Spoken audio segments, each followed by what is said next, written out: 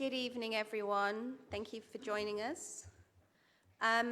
Please be advised this meeting will be recorded and posted on the Council's YouTube channel. And for those speaking, please ensure you switch on the microphone before addressing the committee and remember to switch it off when you finish speaking. Item 1, apologies for absence. I have apologies from Councillor Matt Hartley. Item 2, urgent business, there is none. Item 3, declarations of interest. Are there any declarations of interest? I see none, thank you. Item 4, minutes. Are members happy for me to sign the minutes of the last meeting? Thank you. And then moving on to item 5, which is the call-in report for the West and East Greenwich Neighbourhood Management Trial Scheme final decision. So members of the subcommittee tonight are considering 2 call-in notices in relation to a decision taken by the leader of the council on the 3rd of October 2025.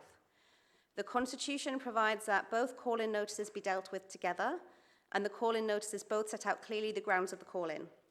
I ask all speakers when addressing the committee to focus on addressing the grounds of the call-in, which are set out in the report. The procedure we will follow is, so firstly, I will ask the first set of signatories to the call-in to address the subcommittee, and then ask the leader and cabinet member to respond, and they may, of course, call on the support or assistance of officers.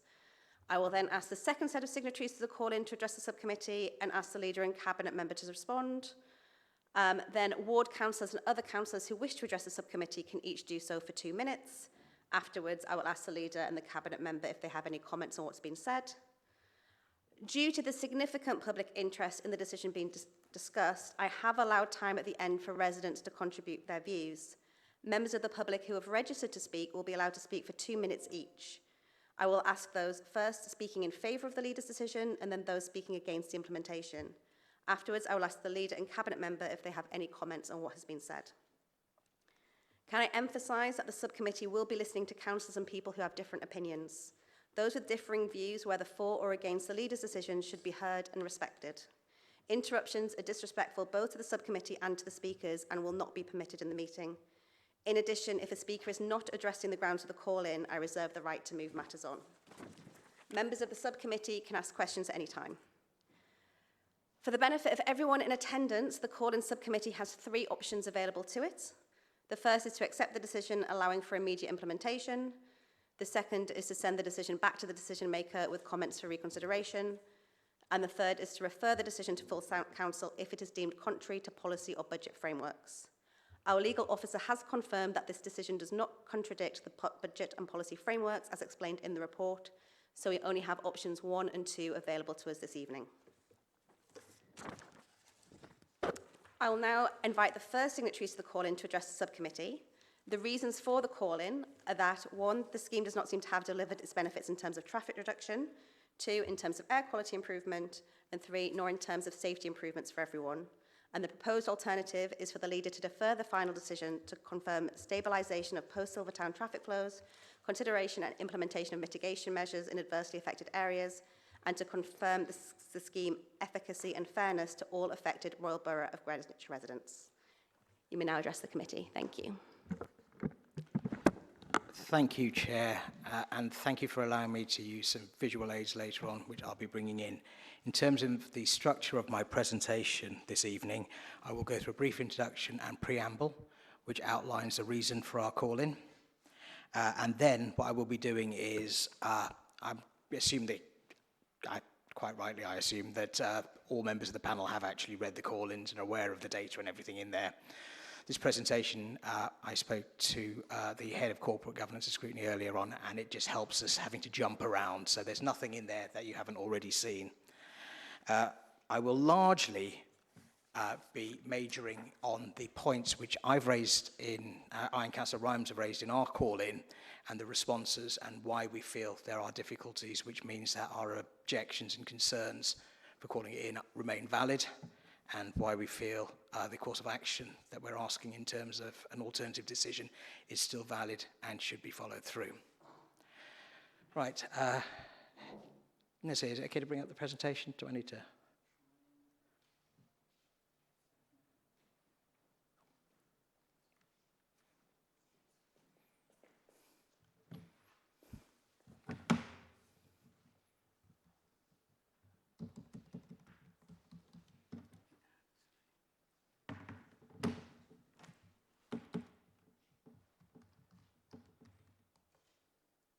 Thank you. Excellent. Thank you very much.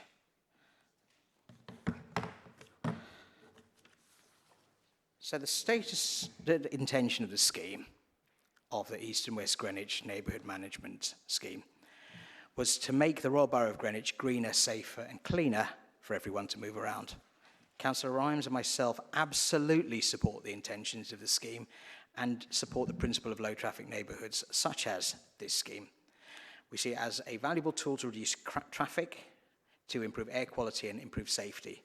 And it's self-evident to us, as well as all of the residents that I've spoken to about this, that the choice between improved air quality, reduced traffic and improved safety versus reduced air quality, increased traffic and reduced safety is a no-brainer. We would all prefer the former.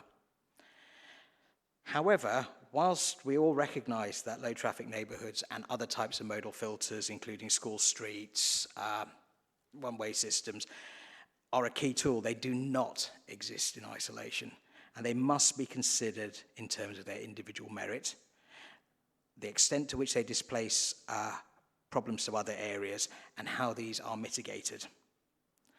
As the Chair has stated, the contention of our call-in is that the scheme does not appear on the evidence presented thus far to have delivered its benefits in terms of traffic reduction, air quality improvement, or a safety improvement for everyone. I'm now going to move on to the presentation. And as you will note, there were the three things: the traffic reduction, air quality improvement, and safety improvement for everyone. If you can, I could now ask you to turn to your call-in reports as well. So our objection was on the basis that the traffic on the scheme boundary roads has increased. The increase in traffic report on the boundary roads appears in some instances and times a day to be in excess of the traffic reduction seen within the scheme area. And this is all based on the data that was presented in the report that the decision maker made their decision on.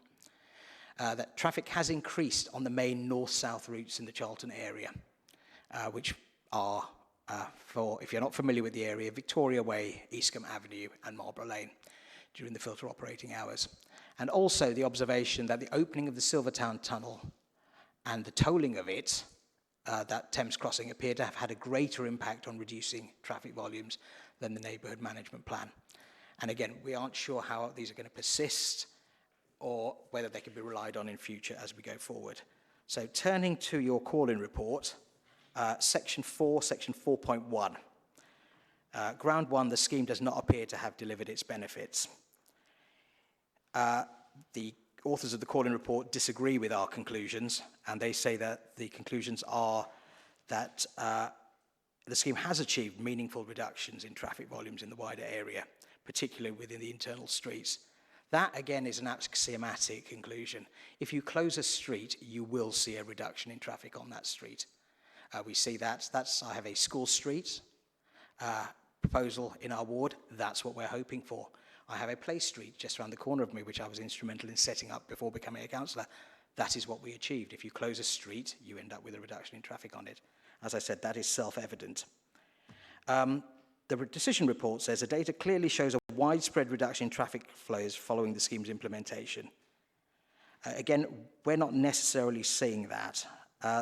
Within that paragraph, which is the second to last paragraph on page 5 of your reports, the authors draw your attention to table 3.5, which, to save you looking at my tiny little handout, I have got in front of you. You will have some handouts in front of you. Now, what is noticeable in that is the authors talk about a 51% reduction in the middle of that paragraph to traffic volumes both during the AM and PM peak periods across streets in the West NMS. Can you see that? It's about 2/3 of the way up. Don't disagree with that. But what is interesting is when you actually look at the numbers that it relates to, if we take the 51% at the column at the end, just for convenience, you will see that corresponds to a post-introduction of the scheme reduction of 1,233 vehicles. If you go over the page onto the slide, which takes a look at the West NMS boundary roads, you will see that that actually, in this instance, shows for the same period a 1,846 car increase. Therefore, based on the increase that you see in the second to last column, total, 18, I'm glad I've got this PowerPoint, 1846 versus the reduction on the previous slide of 1233. It does actually appear to support the contrary, that traffic has actually increased. Now, I don't know the reason for that. The report doesn't tell me about the reason for that. The report doesn't address the reason for that. However, that is what the data is showing. So it's very difficult for anyone to, on the basis of the data presented and the data on which the decision maker made the decision, to come to a conclusion that there's been a widespread reduction. And this isn't exclusive. These are shown across pretty much all of the columns. I also need to draw your attention to some of the reds and greens. So row 9 on here, which is King George Street, west of Hyde Vale. Again, tiny, tiny increase in traffic. It was 2 cars, has gone up to 3, and 6 in the afternoon, 46%, 43%. So the percentages are something you need to treat with a fair degree of skepticism. Because actually, when you look at it, some of the significantly affected roads aren't necessarily captured within the reds and greens. Similarly, we take a look at the east and west boundary. And again, there's a difficulty here, because I don't believe, I could be wrong with that, we have one of the tables is missing within it.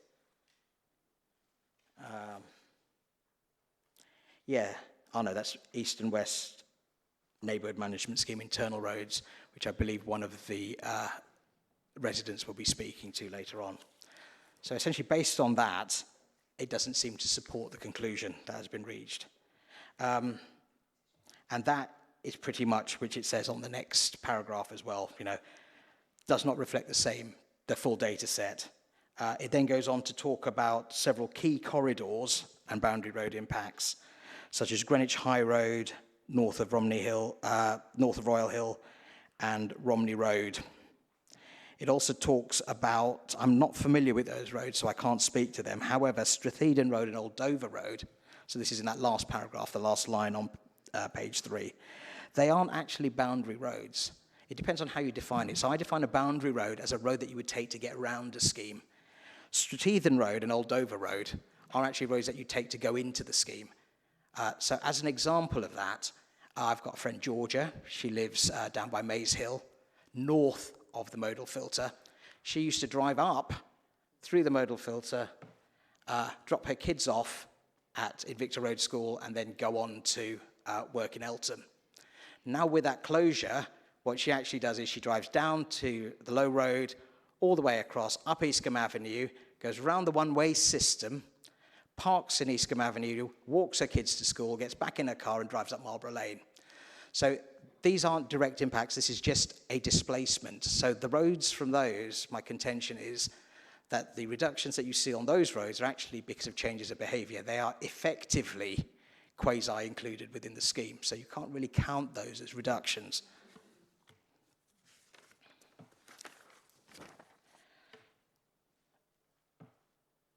The next point is around the boundary roads. Sorry, can I just check where I am in my presentation? When we actually get onto genuine boundary roads, when we talk about the Charlton North-South routes, the call-in talks about the Charlton North-South routes, and it says some boundary roads such as Victoria Way, Eastcombe Avenue and Marlborough Lane have experienced concerns.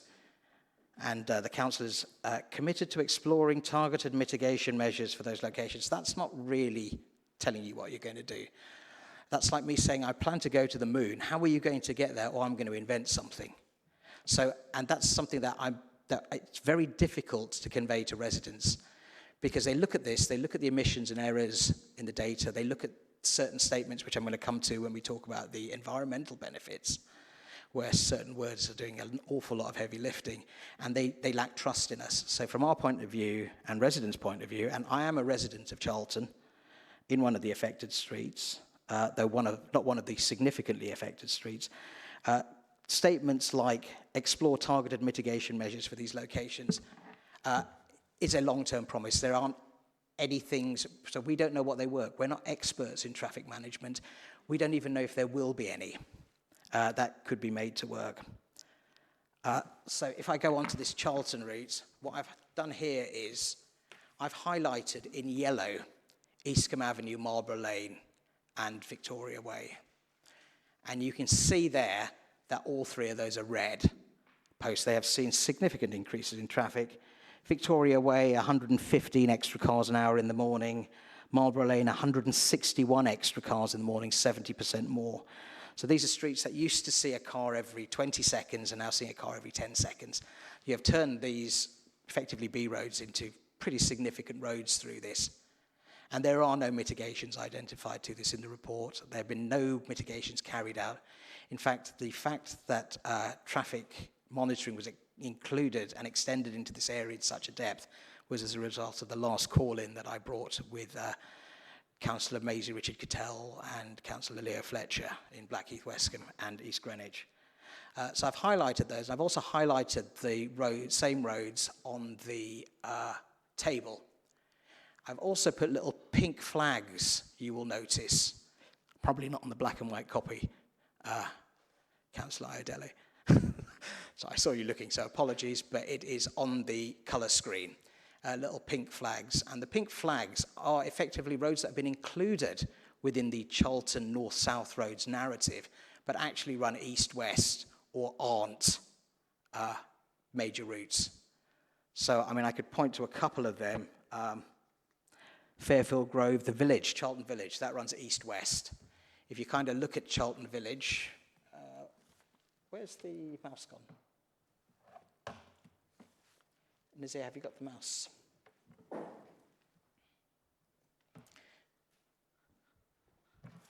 Thank you. So if you look at Charlton Village, that's here. Now, if you look at the connections between Charlton Village, you don't actually have many connections until you get all the way out here to Woolwich Barracks. You've got a couple of connections down here, but, you know, that's not a through route. They've also included Charlton Lane, which is very difficult to see on here, but Charlton Lane is down here, one of the roads that runs along here.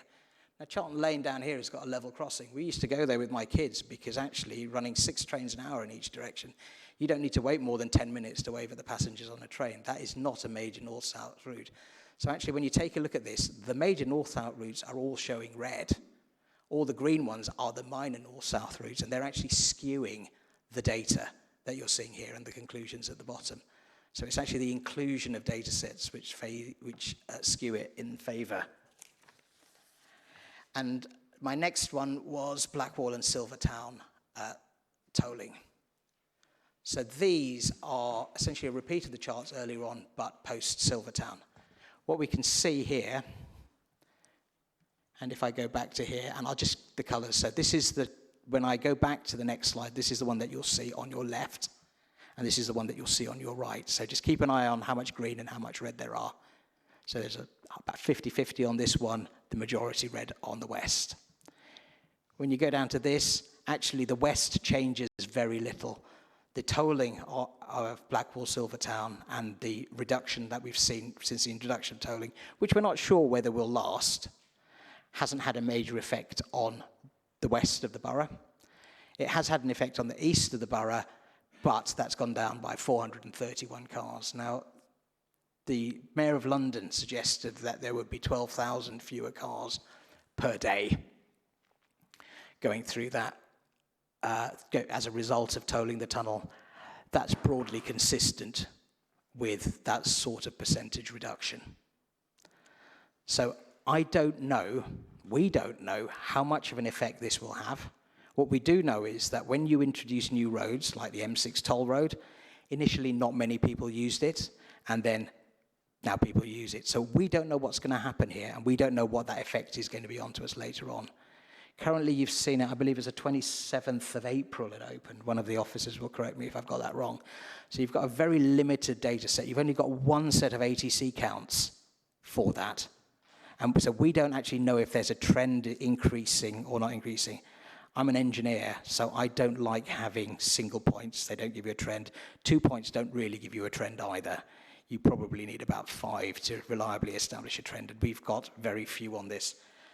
So again, that's coming back to our contention that the data does not support a decision to make this permanent at the moment. It doesn't necessarily support a decision to abandon it at the moment either, but just in terms of permanence, once it becomes permanent, that's it. It's going to be very difficult to take away a system like this. You know, you've got a whole load of one-way streets. You're going to have to go through a similar sort of 18-month program just to take it out again. So whilst we've got headroom within the traffic management order, there is an opportunity here for us to reconsider the data and make sure we've got it. I'm now going to move on, and you'll be glad to hear I'm about halfway through, because even though it's only 1/3 of the way through the items, the next bits are quite short. I'm going to move on to air quality. So if you recall, we've said that we do not believe the system has delivered its benefits in terms of improved air quality. Now, in terms of responses to that, this line here is what we said, and these have been the responses to it. Changes in pollutant concentrations following the scheme implementation are modest in scale. Whilst the scale of improvements are modest, they nonetheless reflect the incremental nature of change rather than the absence of benefit. Modelling confirms that air quality has not deteriorated significantly at any monitored location. Whilst the scale of air quality improvement may be modest, the Council considers the results to be positive, proportionate, and aligned with its strategic objectives. The word modest there is doing an awful lot of work, and I'll come to a little bit more about that in a moment. What I have included here is from the air quality monitoring, and I've got no problem with the air quality monitoring and modelling. That has been done by a recognised UK government agency standard. It takes into account electric vehicles, it takes into account a whole load of stuff, provided all of that's been included, which I imagine it has.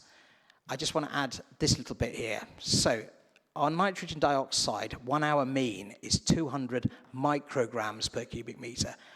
I said I'm an engineer. I have a fundamental dislike of micrograms per cubic metre, because to me it mixes up units.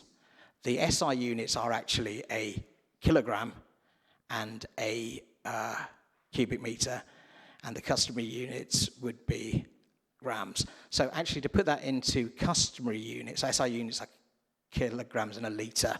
Customary units would be kilograms and grams, kilograms and cubic metres. So just to put what a microgram is into context, a microgram is 10 to the minus 6th. So it's a millionth. It's a millionth of and putting that into kilograms, it's a billionth of a gram per cubic metre. That is what a microgram per cubic metre is. It is a tiny, infinitesimally small amount. And what I'm going to draw your attention to here is we've got annual means of 40 micrograms per cubic metre, 24-hour means for PM10s, 50 micrograms, 40 micrograms for an annual mean, PM2.5, so these are tiny particulates they call respiratory diseases. We want to get rid of these as much as we can. 20 micrograms and 10 micrograms. So I'm going to move across to the nitrogen dioxide air quality. I've kept them slightly larger on the right-hand side for you, but it is the same. It is a continuation of the same table. It's the way it fitted on the page, and it also kind of helps. You will notice that you've got moderate improvement, slight adverse, slight improvement. These are very small improvements, and actually what the majority of them are is negligible. So I'm going to draw your attention to just one of the things here. Let's pick line 36. So line 36, so monitoring point 36, has gone from 15.2 micrograms, so well within the NOx air quality standard, 15.2 micrograms to 15 micrograms. So these aren't micrograms, these are tenths of micrograms. So we're into like billionth territory here, which is why they're negligible. Negligible, I think, is pointed out later on in response to the Conservatives, and I do hope I'm not stealing Councillor Davis's thunder on this. but I did get out my physics dictionary to look at what negligible means in scientific and technical terms. And it means so small it can safely be disregarded with results to an observation or result. So to claim this as a modest as opposed to negligible, I do think is stretching slightly. And again, we see this negligible change, bearing in mind we are well within our standards. And in fact, the PM 2.5, if I go back to that, there's a 10 milligram annual mean, 10 microgram, millionth of a gram per cubic meter by 2030. We actually already meet that in our PM10s. We're down about 8.4. So we're about 40% of our target. And these are ambitious targets, rightly so, because, you know, we do have a climate crisis, we do have a public health crisis. We do need to take this stuff seriously, but we are within this. Therefore, the quality is negligible in terms of air quality improvement, and you'll be glad to hear that finishes the air quality bit. I'm now going to move on to the safety. Again, the scheme does not appear to have delivered its benefits in terms of safety. And these are quotes directly from the response report. Improving safety for all road users is a core objective of the neighbourhood management scheme. Note the word all road users there. Not just the road users within the East and West Greenwich neighbourhood management scheme, but outside. That is the objective, to improve it for all. It does then go on to say, the results show that the number of collisions on boundary roads in December 2024 is comparable to December 2022. The number of collisions within the external area, I don't even really know why that's been included in. I do know the traffic order came into operation on the 27th. We began operating it in December. And then we had our grace period where effectively we had cameras in and people were getting reminder notices, but nothing really happened in terms of fines to the 2nd of January. So I don't really understand why that collision data has been given so much prominence. You can also take a look at the rest of it and they say, well, to be honest, it's a bit sketchy. I paraphrase there. But it does say there is a clear, and again, this is a direct quote from the report, there is a clear relationship between reduced traffic volumes, lower vehicle speeds, and improved conditions for walking and cycling. Yes, I agree. I am a cyclist myself. I do most of my travelling around the borough by bicycle or on foot. And yeah, that would be great, but that's not what we're seeing around my road. If I cycle up towards the Standard and I go up Eastham Avenue at those times, no, it's busy. If I go to the top of my road to try and turn onto Charlton Lane, no, it's busy. If I go to Marlborough Lane, I go from my house to the gym, that's my route, it's busy. We haven't seen that. That has not encouraged me to get out on my bike more. That has encouraged me to avoid that at certain times. And I am a confident cyclist of, in the past, several thousand miles a year. I move on to the next bit, which actually says, and reiterates, these links are supported by the evidence of the West and East Greenwich monitoring report, shows that internal streets within the scheme have experienced significant reductions in traffic flow. Again, I could have told you that without monitoring it. Again, the word significant, I don't like comparators like that. I like hard numbers. Significant reductions, yes, I would expect significant reductions. I'd actually expect practically zero. In fact, I'd expect negligible traffic to be travelling across those modal points during the periods of operation. And then this bit, while some boundary road impacts require further attention, the council believes the scheme has created safer conditions within the core area. Oh yes, it has within the core area. But any issues raised will be addressed through targeted evidence-led mitigation. I don't know how much confidence I can have in that. I don't know how much confidence I can ask my residents to have in that evidence-led mitigation based on some of the evidentiary things they've identified and some of the things my residents will be talking to later on. And we consider the scheme has delivered meaningful safety improvements within the neighbourhood area and remains committed to addressing unintended impacts on boundary roads. Again, lovely statement, lovely sentiment, nothing I can disagree with, but it's very difficult to actually have that as anything concrete. And that kind of ends our presentation. So I'm now going to summarize. You haven't finished with me yet. I've just got like 2 minutes left to go, which is that we have come here because we don't believe that it has met its criteria in terms of traffic reduction across the entire area, air quality improvement. I think we've demonstrated that it's had a negligible impact, and it has not produced a safety impact for others. It appears to be trading off a problem in one area for a problem in the other, which does not appear to be fair, reasonable, or meet the criteria outlined in its founding. Thank you. Thank you. Councillor Rhymes, do you have anything to add, or is that the summary of the presentation from both of you? Given the detail that Councillor Selden's gone into, you'll be glad to hear that I don't have anything to add at this time, although I do reserve the right to come back later on. Thank you. Do any members have any questions for the call-in signatories, or should we go to any questions for the signatories? No? If we can go to the Leader and the Cabinet Member to respond, please. Thank you. Thank you very much, Chair. Just make sure I adjust my mic. Thank you very much, Chair, and we welcome the opportunity to respond. And first of all, can I just start by saying that I welcome the fact that the Indie Group support the principles that we are leading. Sorry, Chair. Point of order. Do you mind if you do refer to us as the Independent and Green Group? It makes us sound cool, but we are actually the Independent and Green Group. Thank you. I think that's what I referred to. I said Indie Green, Independent Green. Support the principles we are leading on as a council. These are principles of improving the quality and life and health of our residents, which you all know is our vision as a council. The principles of promoting sustainable transport and the principles of reducing air pollution and the fight for clean air. Now, many in this room will remember the story of Ella Adu Kasu Debra, a 9-year-old girl from Lewisham who died as a result of air pollution. Her story should give all of us a chill in this room. Her mother, Rosamond, was my teacher growing up and now leads the fight for clean air, which has a long history in the UK, going back to the Industrial Revolution, all to this very meeting where we are discussing the West and East Greenwich Neighbourhood Management Scheme.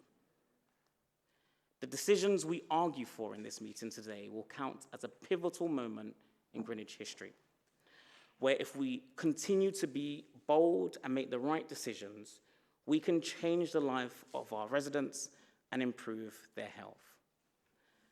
Now, despite the stated support we receive from the Indie Green Group, regrettably, they are asking for a deferral of the decision.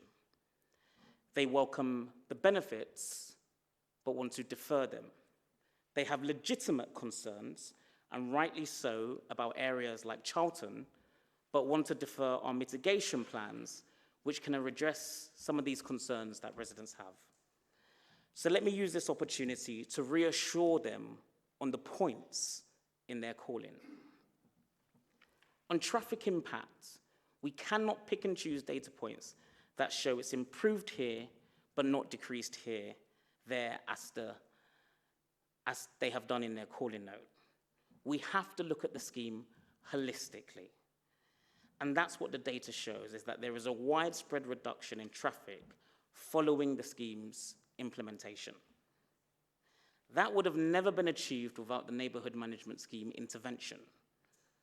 We are attempting to change behaviour, and that will take time, and as the data shows, it's working. So to nail this point about boundary roads, let's look at the facts. We have seen a reduction in traffic on 6 boundary roads and an increase in traffic on 7 boundary roads. A reduction would not have been achieved without the scheme. There is also an overall 6% reduction in motorised trips, which indicates we are beginning to change behaviour. It shows we are doing exactly what we set out to do by reducing small car trips and non-essential trips. Now, the 7 boundary areas that have increased, we have work to do on that, alongside TfL managed roads, and we have committed to look through the lens of mitigation on what can be done further, subject to consultation. Deferring and delaying is not an option, and it is not the ambitious leadership that I want for our residents. On air quality, we are dealing with something that is bad for our health. It is invisible, and in some cases, like Ella, fatal. As 4.2 of the report shows, while the scale of improvements is modest, we have seen a reduction in air pollution over the 6 months the scheme has been in place. When this trial moves to permanency, imagine what can be achieved. From the trial, air quality modeling shows 39 sites have improved, 29 sites showed no improvement, and 6 sites did not improve in nitrogen dioxide emissions. That is 39 more moments of improving air quality than not. And once the scheme is implemented, we will continue to monitor and keep working to bring down air pollution. Now, we know that the west of our borough suffers the most in terms of poor air quality. Nitrogen dioxide levels and particulate matter levels are higher here more than any other part of the borough. We also know that nitrogen oxide emissions in Greenwich from transport activity accounts for 56% of overall nitrogen oxide emissions. So doing nothing is not a solution. Delaying is not a solution. The fact that we have improved air quality in 39 sites shows a council that is physically demonstrating how we are tackling the climate crisis. Now, let's talk about the favorite word of those who have called in the decision, the word negligible. Now, negligible means different things in different industries as cited by the Indie Group. Negligible in here is a technical term that refers to a change in air quality from a 1% to 5%. Now, I want that to improve over the life of the scheme and as behaviors continue to change. But are we really suggesting that a decrease in air pollution is not a good thing? Are we really saying that a 1% decrease in air pollution is not good enough? So let's just forget it. Chair, to illustrate, when mortgage rates went up by 5%, we felt it. When interest rates and inflation went up by 2%, we felt it. And I tell you that a minor drop in air pollution, while you will not feel it, it reduces the risk of heart attack, stroke, and more people going to A&E citing breathing problems. We should all be working to reduce air pollution and any amount in air pollution. The good thing is that air quality has not deteriorated significantly in any of the monitored locations, and the scheme has delivered positive changes across all assessed pollutants. We should be celebrating any decrease in air pollution. Now, on the issue of safety, the report speaks to that at 4.3 of the report, and I'm inviting our officers to come in and give the latest position on safety, as well as the cabinet member. Thank you. I just wanted to lay out that the safety data is always delayed because it comes from the Met Police, so there's always a bit of a lag. So we've actually just got the data now, the latest data from the Met for the 6 months after the scheme's now gone in. And comparing to the 6 months before, we've seen an 89% reduction in collisions and casualties within the neighbourhood management scheme area, a 43% reduction in collisions and 45% reduction in casualties within the entire scheme area, including boundary roads, and a 48% reduction in collisions and 42% reduction in casualties in the Charlton area.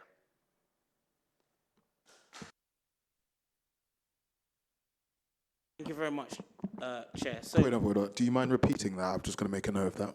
Thank you. Yeah, so 89% reduction in collisions and casualties within the neighbourhood management scheme area, comparing the 6 months from when the trial started to basically November to May, end of May, against the previous 6 months.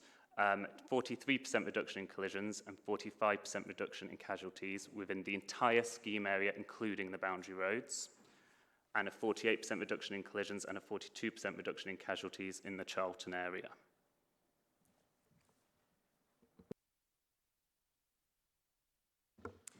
Thank you very much, Chair. And then I'll now bring in the Cabinet member responsible to follow up on some other points that we wish to make in response to the Independent and Green Group. Thank you.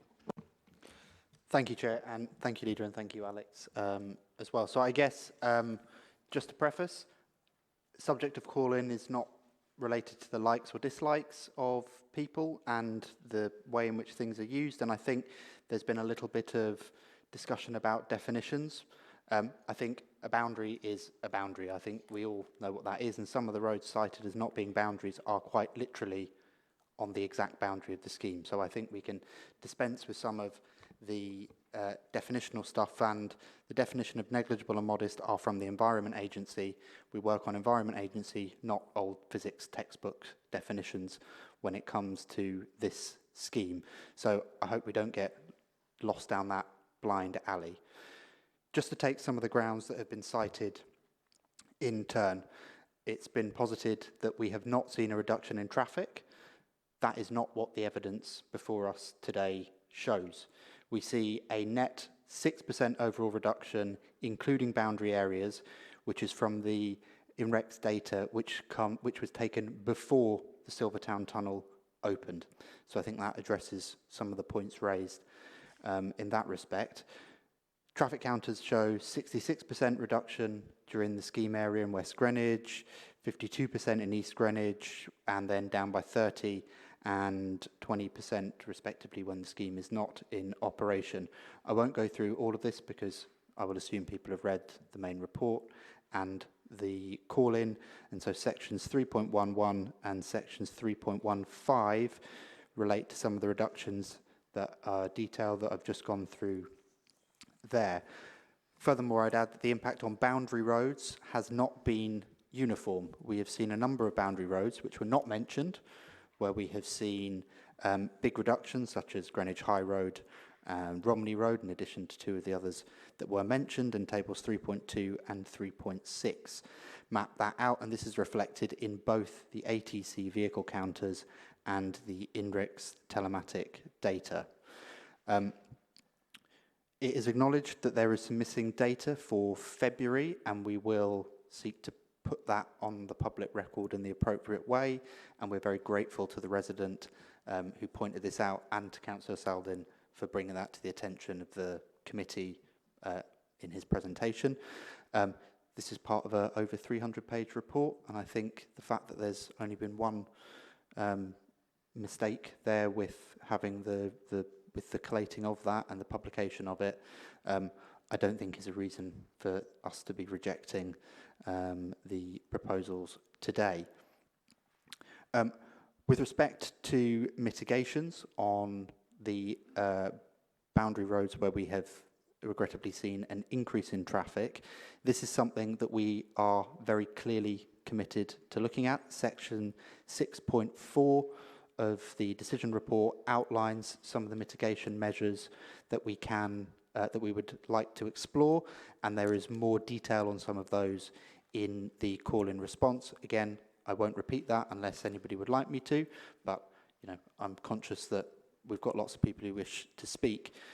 We cannot confirm what mitigations will be until we are confirmed what the scheme will be.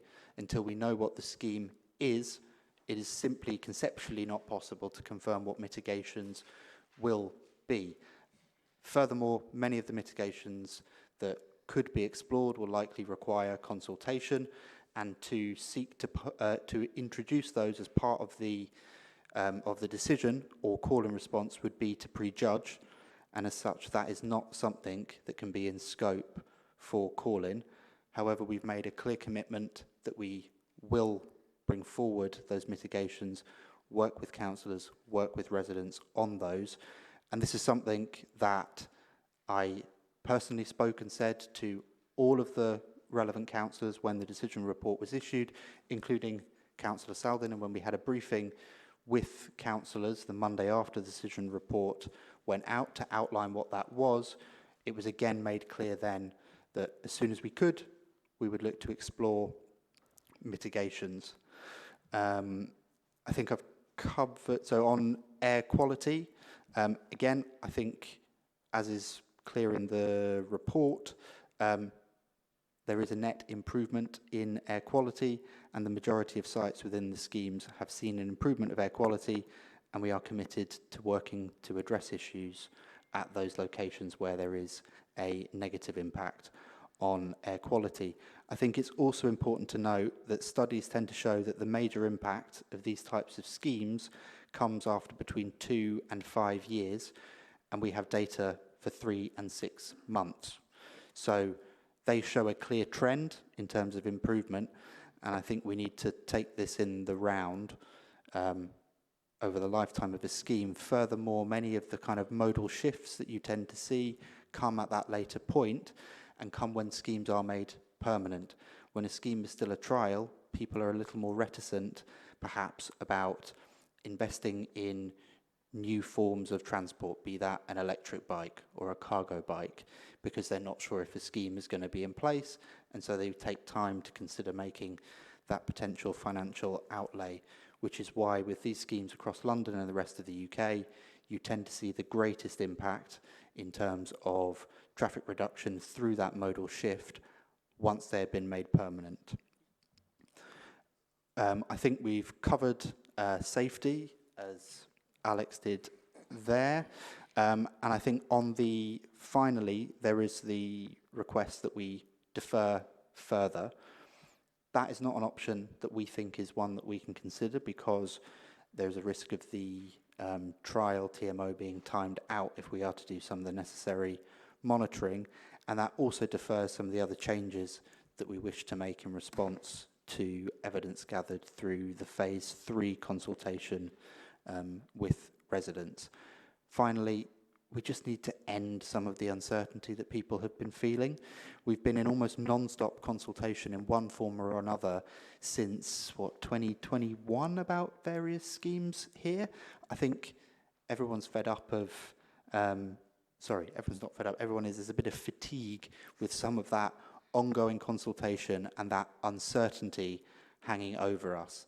This is why we think this is why we have sought to make this scheme permanent, taking in the feedback from the consultation with the minor amendments as outlined in the decision report, because we think people need certainty. Thank you. And Chair, as presented by Councillor Saldin on data, I thought it would be worth bringing in Alex to speak to those points, because obviously he presented March feedback and some June data. So I thought it would be good to bring the officer to speak to that and explain the difference in change. Alex. Yeah, so I guess the data that was put on the first few slides before was the sort of February-March data. So we did 2 lots of after data. We collected 1 in February-March time, and we collected 1 in June. And what it does show that over time, I know that there has been an impact on some boundary roads in the west sort of area, but what it has shown is that it has been reducing. So what we've seen is that there has been, it's about 280 vehicles, basically reduction across the whole thing from the March period to the June period. Also, I just wanted to note that there also has been reductions outside of the timed restrictions as well, which is also useful to note. So it's not just that it's working within the restricted times, it's working outside of the restricted times as well.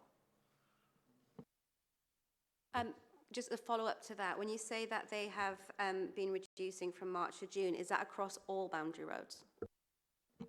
Yes, so across all the west and all the east, yes. Thank you very much. So, Chair, I believe we've addressed all the points as noted in the presentation. However, the Cabinet members specifically spoken about what a deferral would do in regards to this report and decision. I think what we agree is that we commit ourselves to continuously working with the councillors to highlight any concerns and address those concerns throughout the process should you make your decision. Thank you.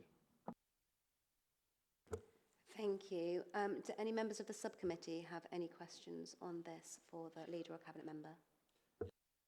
Councillor Mbang.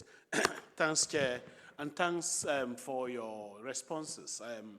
The leader and then the cabinet person and head of programs and public realm.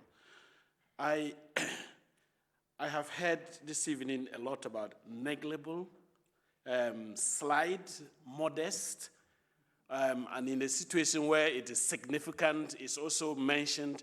What I want to know is this is all related, or this, whatever, no matter what state in which it is, has an effect on a human life. And I just wanted to find out whether there had been any information about whether with these reductions that we've heard tonight has gotten some effect on our residents' health at the hospital. Because, I mean, at the end of the day, we are looking for all these things because of our own health. Is there any link? Has anybody got any information? Has it made any impact on our health of our residents? Thank you. Thank you very much, Councillor Babang. You'd have heard in my presentation where I spoke about the impact on health. Now, obviously, the scheme has been in place for about 6 months circa. Now, 6 months is probably not enough of a time period to directly correlate that to health. Also, life expectancy is where this translates to, and life expectancy is looked over years of one's life. Data research suggests that a reduction in air quality can reduce breathing problems, can reduce impact, and improve impact on one's opportunities in life. At the moment, we are seeing an increase in the number of people presenting to the NHS as a result of presenting for breathing problems. We've had our first child just in our neighbouring borough pass as a result of air pollution. There's a lot of data that exists on the impact of what these things have to do on health. However, moving to a permanent scheme allows us over the next few years to really reduce and tackle air pollution. But more importantly, as a council, in full council a couple of years ago, we declared a climate emergency. We set out a plan that there is a clear correlation from tackling the climate crisis, tackling polluters, and how that translates to health. And that's why we set out those policies, because we are directly linking it to our vision to make sure we preserve people's quality of life and health. Thank you.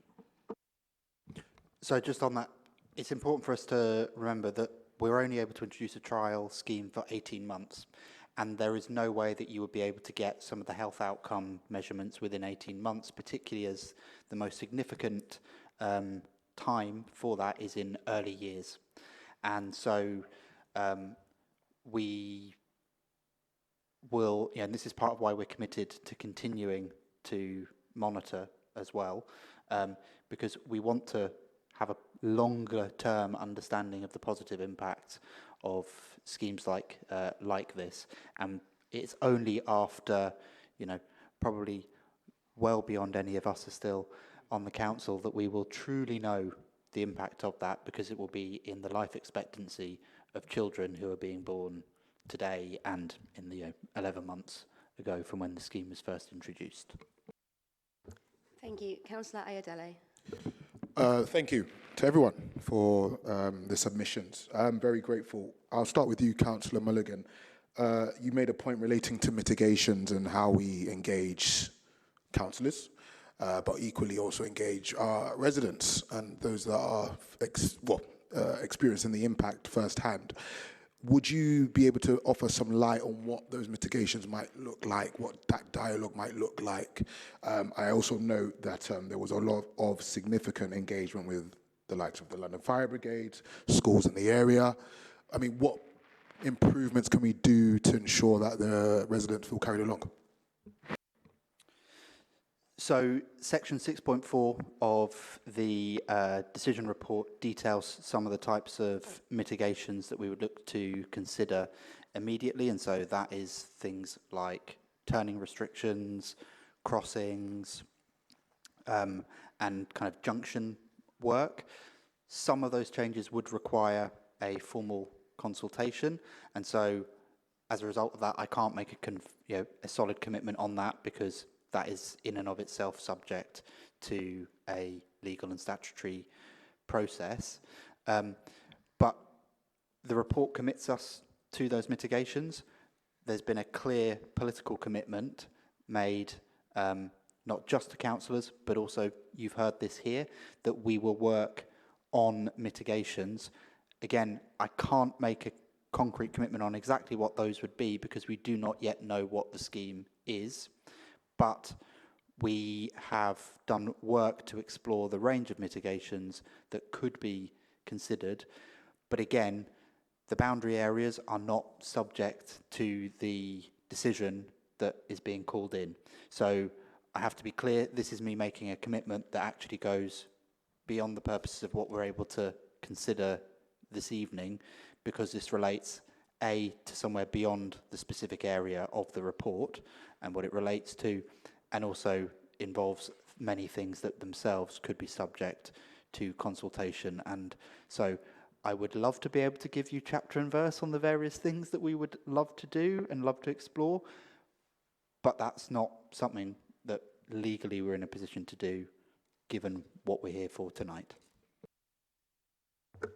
Thank you. Is it okay? Sorry, did you want to have a follow-up? Okay. Just a follow-up on that. So appreciate the commitment to look at the boundary roads. Can I confirm that that would be all boundary roads that have seen an increase in traffic?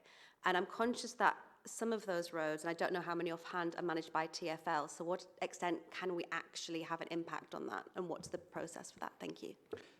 So on those roads, and yeah, the report itself mentions that we're already engaging with TfL about changing some of the signalling on Woolwich Road, Blackwall Lane. So we can't tell TfL what to do, but I think we're in a place as a borough where we have a pretty constructive and positive relationship with TfL. You know, we've seen breakthroughs on some things, such as the crossing at Blackheath Hill that ward councillors have been pushing for 20 odd years. So we, with TfL, I can't commit to what TfL would or wouldn't do, but we would work as closely as we could with them to co-design things.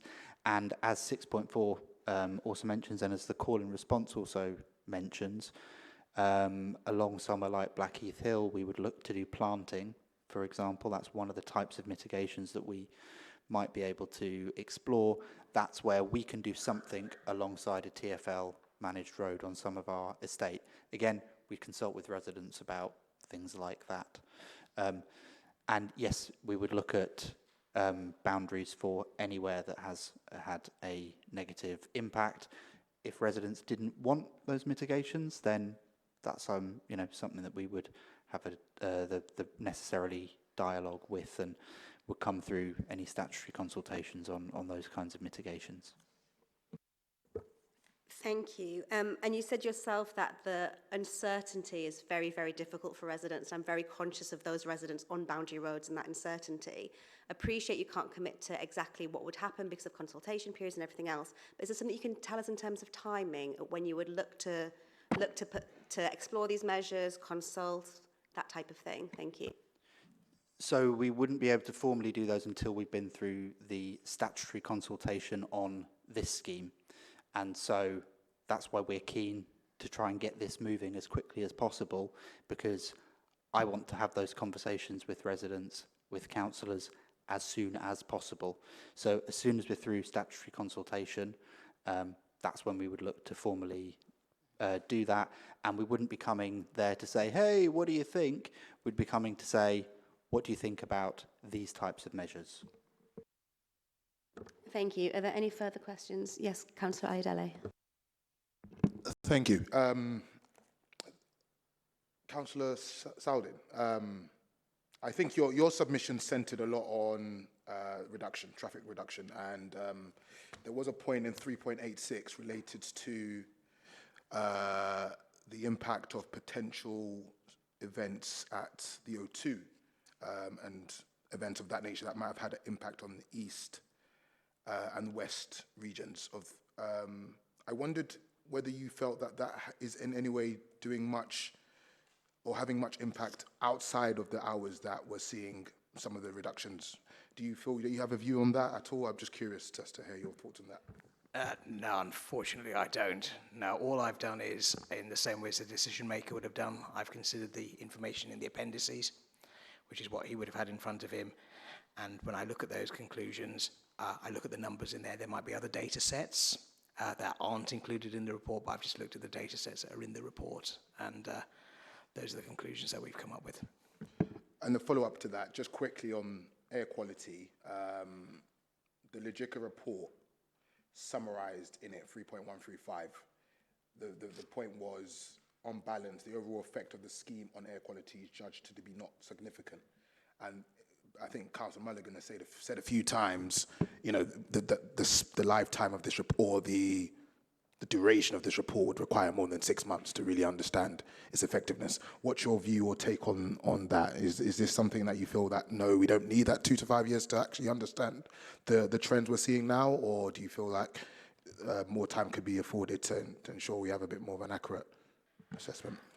I think that's a very interesting and valid point. I mean, I think what we saw with the traffic collision data, again, I'm wary of percentages, because, you know, a 50% increase on 2 cars having an accident is 3 cars, as opposed to 50 cars on 100. So I think that needs, I'm always suspicious of people of data presented in percentages without knowing what base that's from. But I think just based on that, we can see that the extra time will allow us to make a better decision. Now, had the information that Alex presented shown that the car crashes had gone up, then we might be having a very different conversation to the one that we're having here. I think similarly on the air quality stuff, what we've seen is it's negligible. Now, people may argue about an old physics textbook. No, it wasn't an old physics textbook, but I looked up on the internet today. At the Institute of Physics, because that's the sort of thing I do, as those of you who know me will know. So I think, as we said, this all needs to be judged on its merits, and Councillor Rimes and I are in favour of schemes that meet these objectives. However, you've got to consider the topography of the area you're doing, the usage patterns, where people need to get to, and unfortunately, this doesn't appear to be showing those changes. So my residents will tell you, there's 17 residents here who've probably spent the last 9 months, if they're in my ward, probably not all 17 of them, but at least a few of them have spent the last 9 months yelling at me about how this is all completely wrong. And I have said to them for 9 months, I will go where the data takes me. I want this to work. We all want this to work. Let's not forget what's at stake. Lives like Ella's are at stake. And I absolutely 100% agree with that. And when it delivers, I mean, things like the ULEZ, that's delivered a significant increase. That has saved lives. The impact of that was not judged as negligible. That was significant from the start. And unfortunately with this, it's just pushing the problem around, and I don't think it really solves it. So I think there is a benefit from deferring it. So.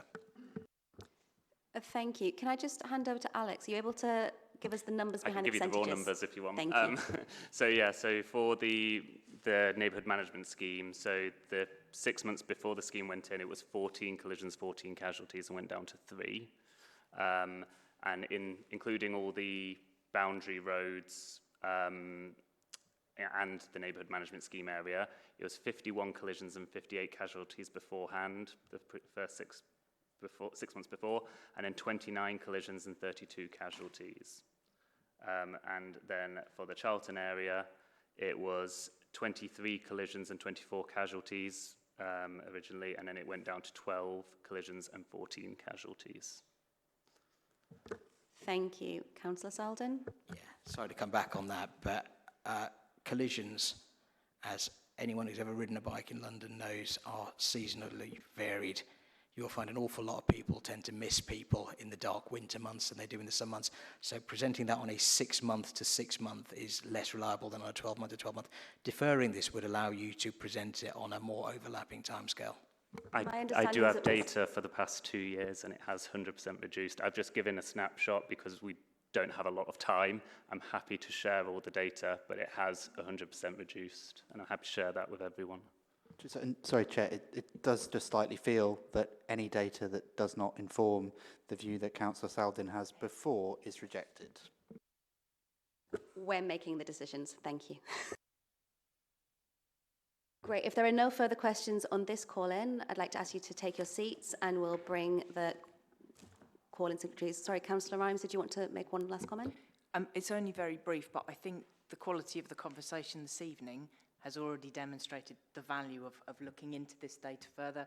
I'm very grateful that the data that the officers have presented, I think that has been helpful to look at what is a complicated scheme and clearly difficult. I do think that extra time has already, given us some clearer indication.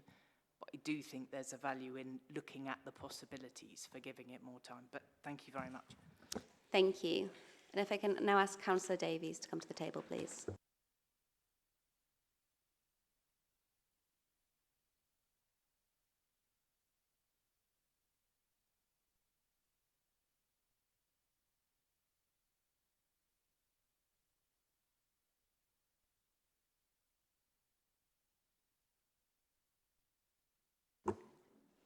So just for the purposes of everyone in the room, the reasons for this call-in are that the scheme has led to increased traffic pressures on boundary roads, which disproportionately negatively impacts the residents who live on those roads, that it has had a negligible impact on air quality in the neighbourhood management scheme area, and that it's broadly opposed by residents who live both within and outside the neighbourhood management scheme area. And the proposed alternative is for the leader to choose option 10, and if not prepared to do that, then to alter the decision to exclude exemptions for all Greenwich residents. Councillor Davis, if you'd like to speak, thank you. Thank you, Chair. Given the time and what we've already heard, I was going to just focus on some specific points rather than repeat a lot of what we've already heard. And if it's okay, I was going to just respond to some of what's already been said by the leader, the cabinet member and officers. And one of my personal biggest concerns with this scheme is the impact on boundary roads, which we've discussed. And we've heard about the 6% reduction overall across the area. But given, as Councillor Selden has said himself, the large reduction within the area covered by the scheme, that does mean a significant increase on those boundary roads. And we heard earlier from officers about how there had been reductions over time periods since it had been introduced in West Greenwich, but that reduction does mean that in the entire West Greenwich boundary roads, there's still a 57% increase for residents, for car users, for people who live on those boundary roads. And I think this is the important thing. These boundary roads aren't just commercial where nobody lives, or as we have with the Heath where there aren't housing. Lots of these boundary roads have people living on them. And so they are being impacted by the increase in pollution and by the increase in traffic. And it has been interesting to hear speakers so far bring up the case of Ella, which I think we all agree is a complete tragedy. But Ella lived on an A road in Lee, an A road which in this report, A roads are mentioned. We mentioned Blackheath Hill, Sheedshill Road and Greenwich South Street, which are A roads, and are major roads intended to provide large-scale transport links within or between areas. And so the impression given by the report is that A roads, it doesn't matter if there's an increase in traffic, is very much the feeling I get from that sentence. And so Ella lived on an A road, and so what we're hearing is that the council is happy to see that increase on A roads for children like Ella who live on those A roads and the impact that will have on their health. And I think that's deeply irresponsible, and you're putting the health of one group of people against another. And the other interesting thing about Ella's story is her mum, Ros, who's been brought up by the leader. Now, I know Ros because I met her during a period where we both stood for the London Assembly. And I was very surprised to find myself on the same side as her, opposing the Lee low-traffic neighbourhood, because Ros does not believe that, as an air quality campaigner, that low-traffic neighbourhoods improve air quality and are the best method to be used. In fact, if we are to look at a quote from Ros a couple of years ago, she said that she's going to write to Sadiq Khan about LTNs. They need to go. They make the main roads like a lorry park. It's been like this for 2 years, referencing the only LTN that she lived by. And she also mentioned the fact that her son, who suffers from asthma too, during the Lee low-traffic neighbourhood, his asthma had been exacerbated and he began to have breathing problems that were needed to be dealt with at King's Hospital. And so I think there's a very important point here that, yes, there may have been a reduction within the area, but actually the impact that this is going to have on the boundary roads and the lives of residents who live on those boundary roads is absolutely appalling. And this council, by going ahead with this scheme, by making it permanent, is going to make that difference between those lives permanent. And so I think we need to be very wary, Chair, of the impact this will have on lives, the impact this will have on other children who live on those boundary roads, who, as Ros herself has said in comments too, are predominantly poorer residents because they are predominantly flats, houses that have been divided into flats as well. And so that is a real concern, that this is going to impact quality of life across different demographics. And so I am not convinced by any of the arguments I have heard on boundary roads this evening. I think by making this scheme permanent, you're still going to see that impact on boundary roads. And so I think if we look that there has been a reduction, it's still a huge number of cars going through there, and the increase in pollution that has been seen on some of those boundary roads, I'm really concerned from that aspect, and I think that's something we haven't discussed as much this evening.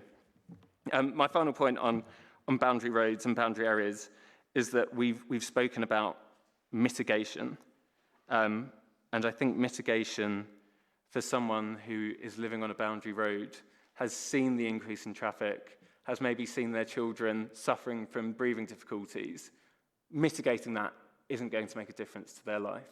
The thing that is going to make a difference to their life is removing this scheme so that that huge increase in traffic is not going to continue on their road. And so that's what I have to say on boundary roads, Chair. On air quality, I think we've gone about the houses enough here on definitions of what negligible is. I would just say that I'm in agreement with the other councillors who have called this in, that I think we have quite clearly not seen a significant increase in air quality. You look at the figures within the report, and we're looking at reductions of 0.1. It is minimal. But I won't labour a point that has been laboured significantly already. And to briefly mention the widespread opposition to this scheme, we've had a petition at council.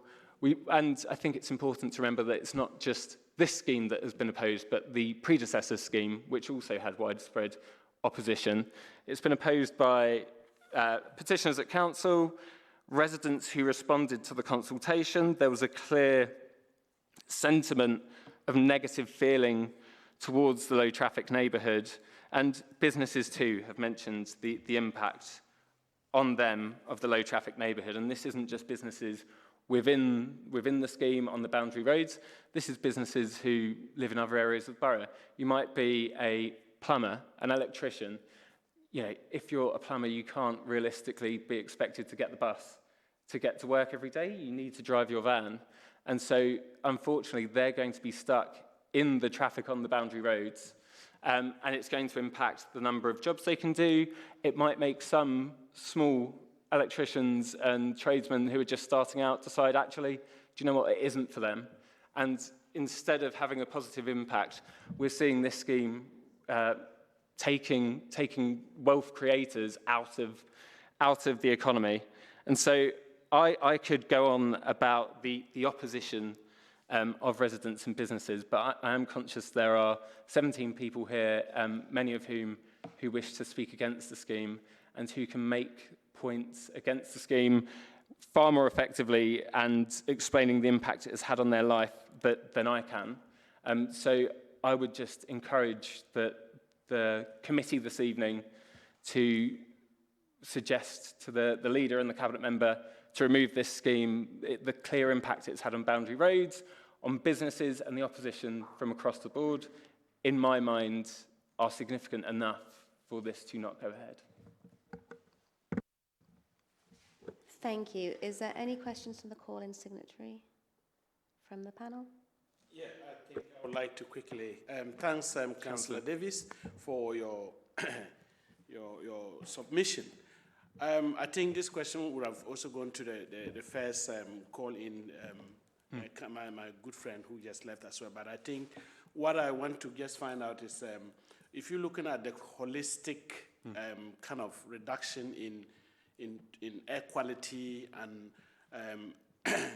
improvement in air quality, and also the reduction of road safety and all what we've heard this evening, and from what Alex has reported from the police, the Mets police, will you say that it is a positive way, or you will still have some comments about that? Thank you.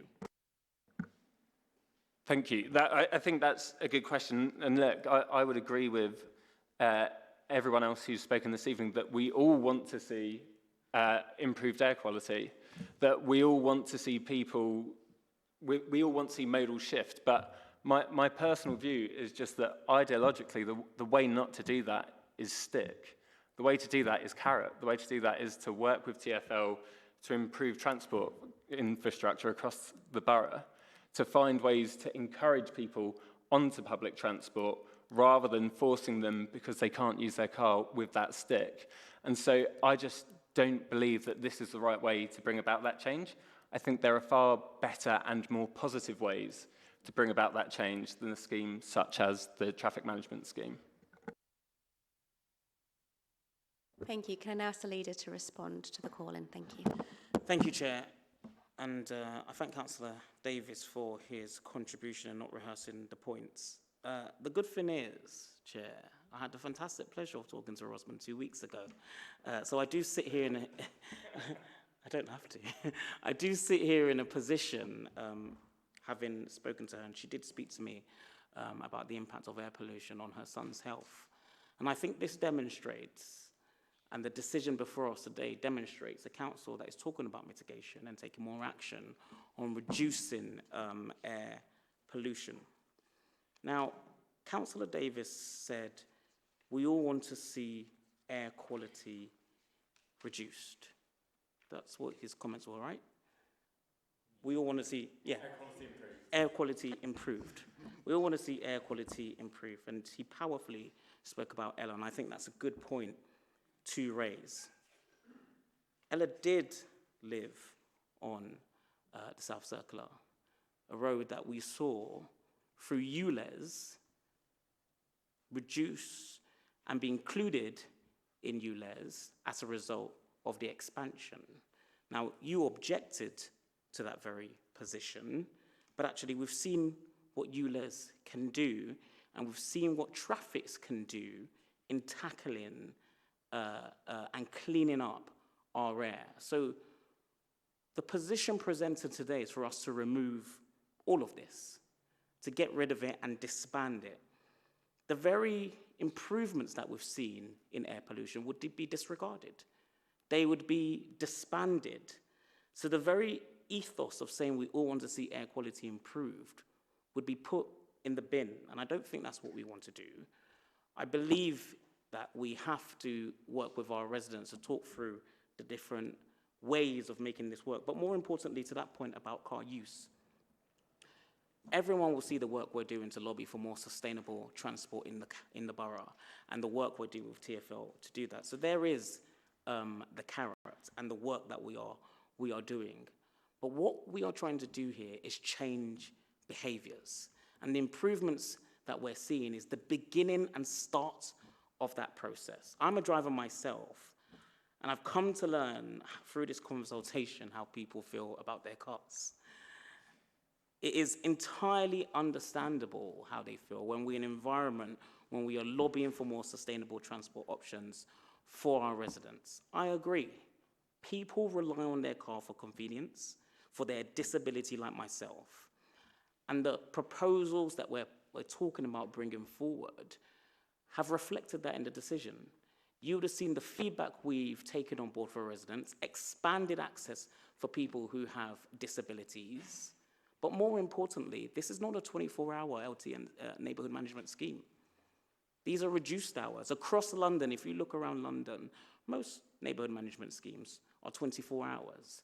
So we're beginning to see the impacts that has had. But more importantly, that's the involvement of how we've shaped and listened to residents on this. We are trying to reduce shorter trips. And everyone has seen where you don't bring in parking measurements or measures in our community, what happens with cars? You have cars parking on pavements. You have cars parking walking pavements when you don't bring it in, when you don't have direct, efficient enforcement. So whilst the point of not using the stick is an aspiration, in our community today, where we don't have effective rules for the car in place, we see the impacts that has on our lived environment. I want to bring in Rich to address the boundary road points, specifically mentioned by Councillor Davis. Thank you. Thank you for the opportunity to speak. So this is why we have 130 pages worth of data, because we've done the best that we can to try and collect everything and be transparent as possible. So ATCs, validly, yes, it does show that on the boundary roads there has been an increase. However, I would like to refer to the monitoring report, 3.23. Now, in there, it notices and mentions that this is likely due to roadworks taking place. Bearing in mind, if I read it as it is, these are the analysts who carried out the analysis of the surveys. So it says there, the Blackheath Hill and Shooters Hill show considerable increase in traffic, which does not relate entirely to the decreases observed in the internal sites. This is likely down to roadworks that were being undertaken at the Blackheath Hill, Greenwich South Street junction during pre-implementation period. Now, the reason for this, or the evidence that they have, footage shows delays on this route which may have caused traffic to transfer from Greenwich High Road and the A206 Romney Road to Blackheath Hill and Shooters Hill. The fact significant increases are seen outside of the filter period does indicate factors other than the scheme itself are contributing to this impact. Now, as Councillor Callum has mentioned, this is something that we're still keeping an eye on in terms of monitoring, something that we do want to keep an eye on, but we can only do so should the scheme go ahead. Thank you, Chair. And I'll bring in Councillor Brian Mulligan and then round up. I think most of the points have already been made here, Chair. I think the one thing that I would just add that I think is significant as well is that we've seen indications at the beginning of the modal shift with 23% of people saying they're more confident and more likely to walk or cycle, and the pedestrian counters show considerable increases in pedestrian activity on roads within the area, particularly in the afternoons. So I think we are already beginning to see some of the positive change that we need to see. And I think these schemes are not just a stick, they are a carrot, because they create safer, more livable streets that people are more likely to get out and about on by foot. Thank you, Chair. Now, I have to say to the points raised about our residents, and change is never popular, but the opportunity for health outcomes is greater. And Councillor Brian Mulligan has talked about the carrot. We're seeing more people walking and cycling. And if we didn't use this carrot, that wouldn't have happened. So withdrawing that scheme, withdrawing this scheme entirely, wouldn't bring about the very objectives we all voted for at full council, him included, to try and tackle the climate emergency, to try and tackle the very thing that pollutes our health. The opportunity to get children and parents cycling, walking, when we suffer from high child obesity in the borough, is an opportunity we should not ignore. Thank you. Thank you. I wanted to ask a question on air quality, because it has been mentioned a lot tonight. And as you've mentioned, there's 130 pages of data, and I have been through it painstakingly, but I would still like you to help me out here a little bit. And so I'm going to refer to Councillor Salden's very helpful table, because it's fewer pages. It was a long presentation, but it's fewer pages. Table 4.1, there is one road that it says there's a slight adverse impact. Could you, everything else says negligible, there's one slight beneficial, there's one moderate beneficial. What about that slight adverse? Could you help me out a little bit? Is that the only evidence we have of any decrease in air quality on the boundary roads? Sorry, we're just finding that relevant page. Yes, so that slight adverse is Blackheath Hill, which we've spoken about, does have an increase in traffic. So that is why there is a slight adverse in air quality on that road, and that's a TfL-owned road. Okay, and then, because I was also a little bit confused when reading the report as well, when it talks about generally it's either negligible or moderately beneficial, all the tubes show positive. So where is there negative? So these big tables that you saw on the presentation, that's from air quality modelling. So that is looking at the traffic counts alongside the air quality to be able to work out this dispersion of how it would look in terms of air quality differential across different areas. Thank you, that's helpful. Does any other committee member have any questions? Yeah, Councillor Ayodele.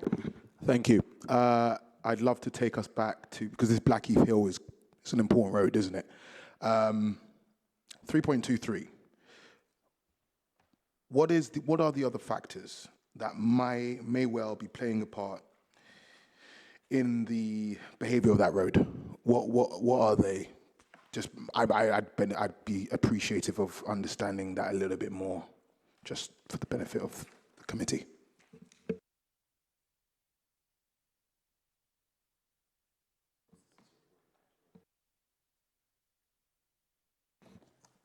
Sorry, could you just repeat the question? Sorry.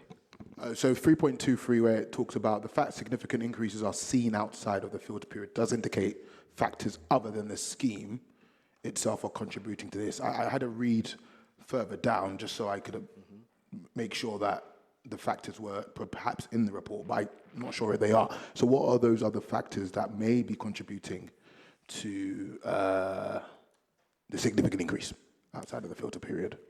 I think that's where it says this is likely down to roadworks that were being undertaken at the Blackheath Hill, Greenwich South Street junction.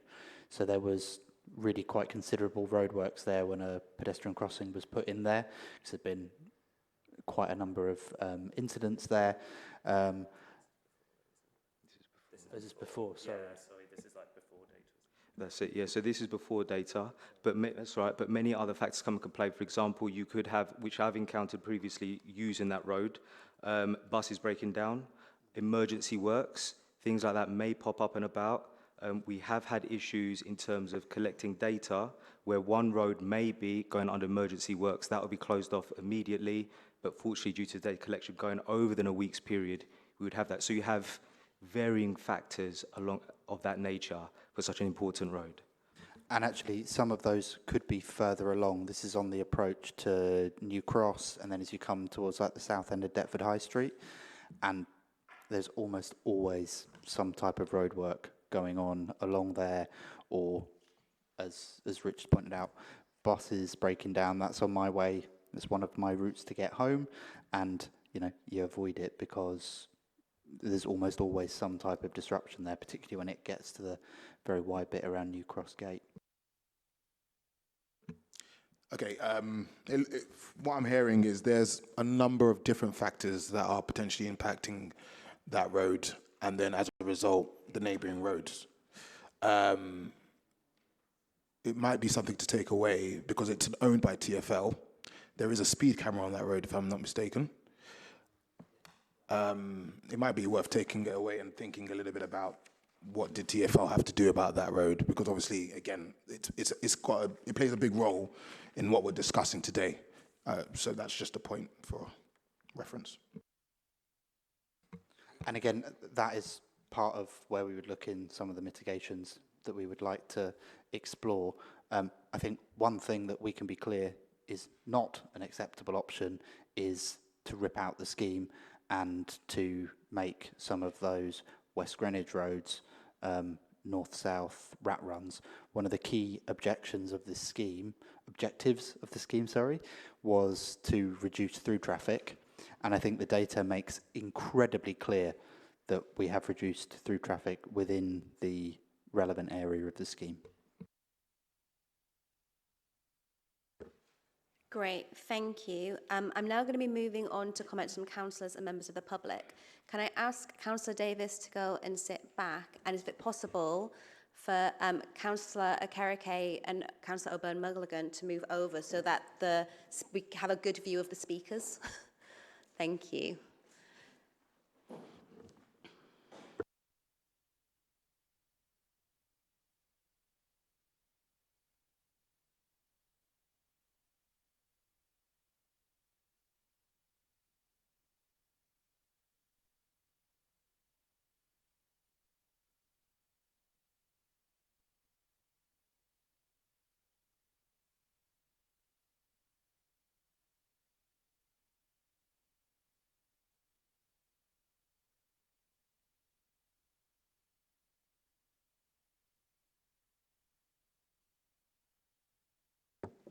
Great, thank you. So I'm now inviting councillors who are present under standing orders to address the subcommittee for 2 minutes each. Can I ask those councillors to please stick to the grounds for call-in? The first councillor I've got to speak is Councillor Aidan Smith, and then I've got Councillor David Gardner. The microphone is just in the middle there. Thank you. Thank you, Chair. I'm Councillor Aidan Smith. I'm a councillor for Greenwich Park Ward, which for the purposes of this discussion includes the area in the West Greenwich part of the scheme. Traffic fell 6% across the whole area. There was a 34% cut in through traffic in the west area, a 24% cut in the east. Air quality is improved in many areas, but there are areas that need mitigation.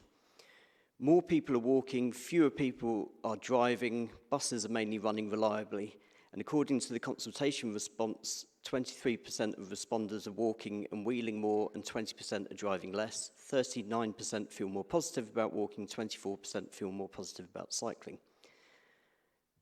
There are 3 areas of the scheme that require mitigation, all of which are listed in the decision report.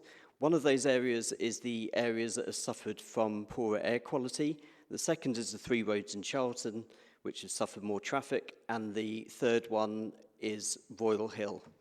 So the Royal Hill shopkeepers are suffering from the scheme in its current form, and we need to change it. The ward councillors, the leader, the cabinet members for transport and business have all been meeting with the shopkeepers and finding different ways to support them as much as we can, but what they really need is the certainty of this scheme processing through the decision process. Calling in the decision is delaying that certainty and harming those businesses. A suggestion is to remove Royal Hill from the scheme, but as we're nearly a year into the 18-month experimental traffic order, we can't realistically consider doing that without making significant changes or extending it beyond the 6 months requested by the Independent and Green group. My opposition to the Independent and Green call-in is mainly about the process and timelines. Mitigations have to be considered properly. They all take time in terms of consultation, implementation and decisions. As for the Conservative group, we just don't really agree about whether traffic needs to be constrained or whether public transport trumps the rights of those who want to move about in a more sustainable way. Addressing specific points in each of the call-ins. Councillor Smith, sorry, you're already quite over your 2 minutes. 2 minutes? Sorry, I thought you said 15 minutes. Oh my God. Okay, can I quickly pick a couple of points? 30 seconds. 1 point. Okay. So, I mean, a lot of it has been said, but I would say that on 9.4 of the decision report outlines the next steps and the process. Deferring the decision does not help us get to that. It just delays that process. And what that group is calling for is realistically not going to happen because it can't due to the process. And I will probably leave it there. That's probably enough. But I would urge you to support option 1 so that the decision is taken immediately without any unnecessary delays. Thanks. Thank you, Councillor Smith. Councillor Gardner? And a reminder, it's 2 minutes and not 15 minutes.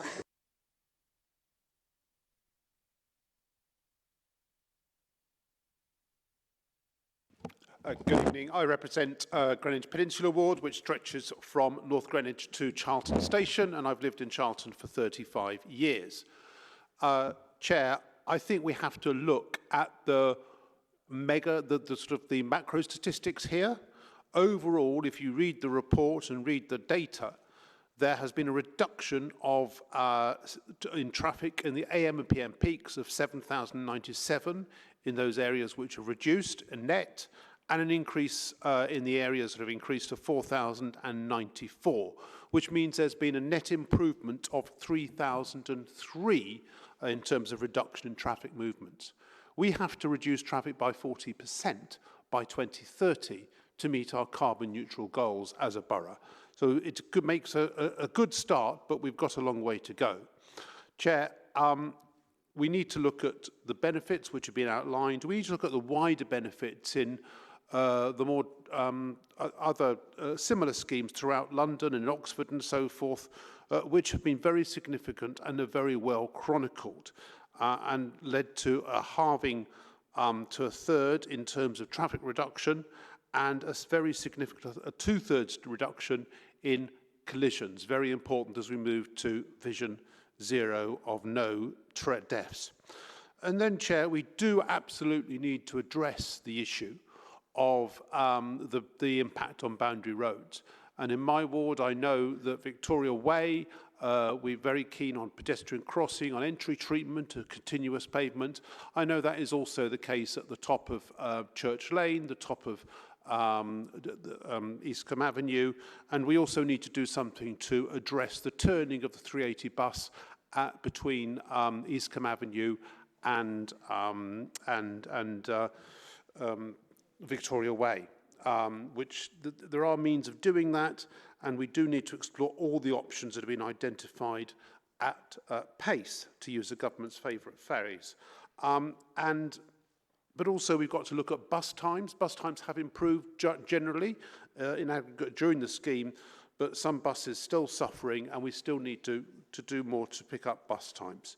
So finally, Chair, thank you. I believe, on balance, having looked at this, the improvements do outweigh some of the disbenefits. So we need to lock in those improvements and then seriously address some of the disbenefits, particularly on those boundary roads which have seen some displacement. Thank you. Thank you, Councillor Gardner. Does either the leader or the Cabinet member want to address any of the points by the councillors? I mean, I think just to remind, there was some discussion on mitigation. I think we've explained how we will seek to approach that. Bus times are one of the mentioned now for the first time. That is something TfL have not expressed any major concerns about bus times, but it is something that we would engage with them about to see what steps we could explore, be that in terms of signalling and so on, to help assist bus times. Chair, we don't disagree with the content, as mentioned about how much we have to cut traffic by the councillors. That's what we're working towards. This decision is a small nudge into that direction, as well as obviously there's the points mentioned about mitigation, and I think Councillor Brian Mulligan has highlighted the work that we need to do on that, subject to the consultation process. So thank you. Thank you. I will now invite those members of the public who have registered to speak to address the subcommittee for 2 minutes each. I have a list here. What I'm going to do is I will hold up my hand when you've got 10 seconds left so that you know to draw it to a close. Speakers must address the subcommittee, not the leader of the council, the cabinet member or officers, please. Speakers should not claim to represent other residents without authorisation from those residents. I would ask that you please stick to the grounds of the call-in because we can't take anything else into account in our decision-making. Avoid repetition of others. And if you're comfortable, I'd like to ask if you're living on a boundary road or within the area, if you could just make that known so that we can put what you're saying into context. That would be really helpful for the subcommittee. So I'm going to start with those that were for the leader's decision. So is John Bangs here, please?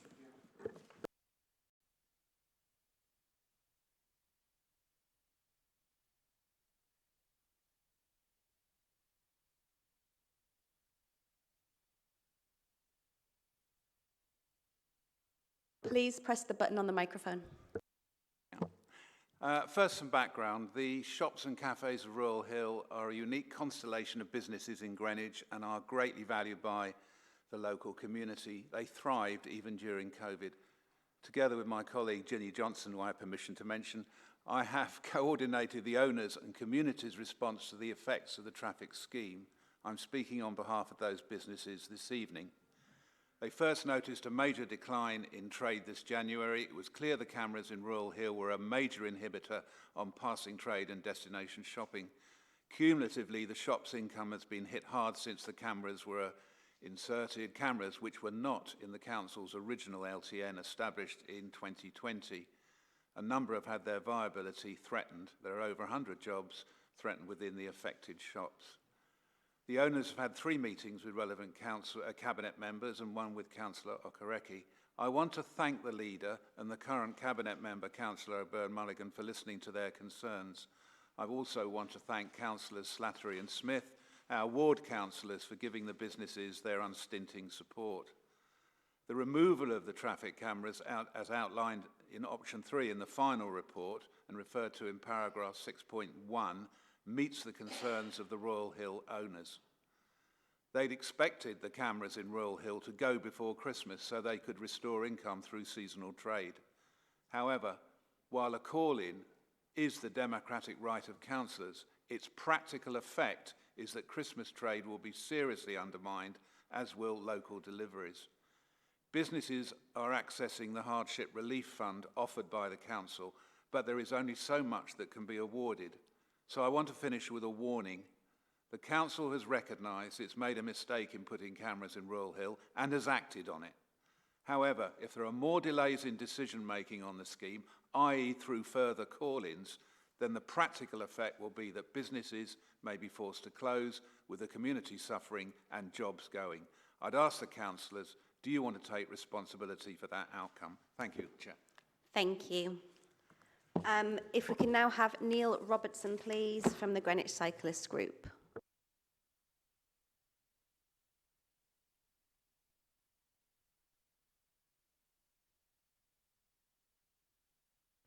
Thank you, Chair. For our group, the calmer, safer streets are a definite improvement. Safer routes for children and families. The reduced car traffic has made the area safer for those too. Prioritising people over vehicles and cutting emissions and noise pollution is much benefiting people. The discussion about boundary roads, and I've heard nothing in any of this about data where we can see 10 years worth of data is available from Waltham Forest, from the Mini Holland. We can see what happens. From that, there's 10 years worth of data. They show the improvements in people's health. They show that although initially boundary roads are slightly higher, they actually drop off and they're down at 80% or something of what they were before they installed their system. So if you want some real data, you could go and look at what happened in Waltham Forest, and the businesses there have thrived. They went in the village, they actually don't have any empty shops, whereas they did before. So there's information you can get from Waltham Forest to give you some idea of what happens in the future. Just to wrap up, we would support this scheme to stay in and give a safer area for people to use. Thank you. Thank you, Neil. Can I now ask Colin Humphreys, please, to step to the microphone?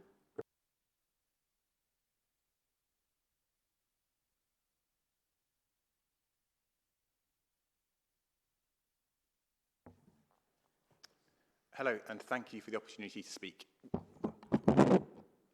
My name is Colin. I live on Maze Hill, which is within the scheme, with my wife and 2 young children. We cycle our children to nursery each day. We have a car, but we want to be part of the solution, not part of the problem, so we cycle. In the week before the traffic management scheme began, we were dangerously close past on our way to nursery 4 times. Footage of these incidents has been passed to the Metropolitan Police. In the last 10 months, in which the scheme has been operating, we have not been close past once. You may ask why this matters. I've been knocked off my bike 7 times in cycling in London, as I commute as well by bike, and I've been hospitalised twice. Traffic is the biggest killer of children and young people in the world, and I do not want my children or anyone else's children to die on our roads. Let me say this again in case anyone missed it. We were dangerously close past 4 times in 1 week prior to the traffic management scheme, and we've not been dangerously close past since in 10 months. This is just one of the many benefits the scheme has brought to our lives. We support the leader's decision to implement the scheme. We would like to offer our full support to the residents of Charlton in their efforts to reduce traffic too. This scheme isn't the end, it's just the beginning. Thank you very much. And thank you so much for keeping to time. Can I have Kate Middleton next, please?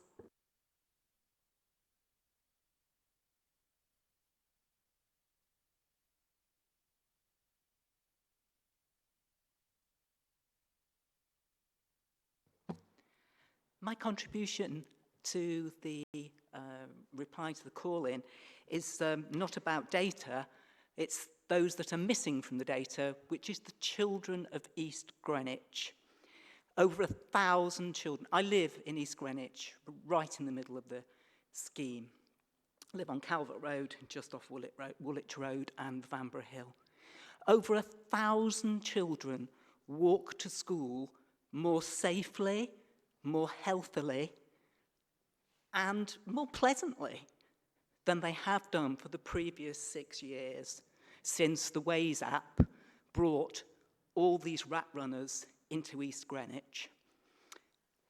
Those children, and there are more than 1,000 of them, are walking to John Rowan School. Over 1,000 children and nearly everybody walks to John Rowan. They walk to St Joseph's School, where half of them are eligible for free school meals. They walk to Howstow, they walk to Meridian, they walk to the big nurseries in the area. They used to have 300 to 500 vehicles queued up for 3 hours every morning on the very narrow, densely populated streets of East Greenwich. 386 bus was regularly held up on Vanbrugh Hill for more than 20 minutes every morning. We were just used to it. We also suffered a lot of abuse from aggressive drivers. The police had to be called on a regular basis. It's all gone. Well, it comes back at 10 o'clock every morning, to be honest. The bus gets blocked. We've now all adjusted, the residents now. You try and live your life before 10 o'clock and after 3 o'clock, when all of a sudden you're not surrounded by vehicles. And this is an area where over half of the residents have no vehicles. So that's a picture of what it's meant to us. And yes, we do appreciate the difficulties in Charlton. They're also suffering from the Waze app, but rather than chucking our kids under the 4x4s, they should be looking at ways to mitigate that. Thank you. Thank you. That concludes the speakers for the leader's decision. I'm now moving on to speakers against the leader's decision. And the first one is Tim Waters, please.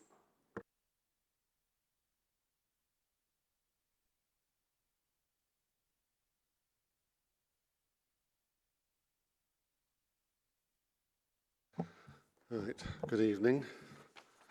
Less than one page. Speaking with regard to Blackheath Westcombe, or East Greenwich, and I'm going to start with a quote. I'm elderly.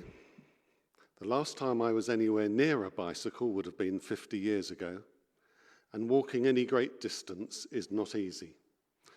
We live at the top of a long, steep hill.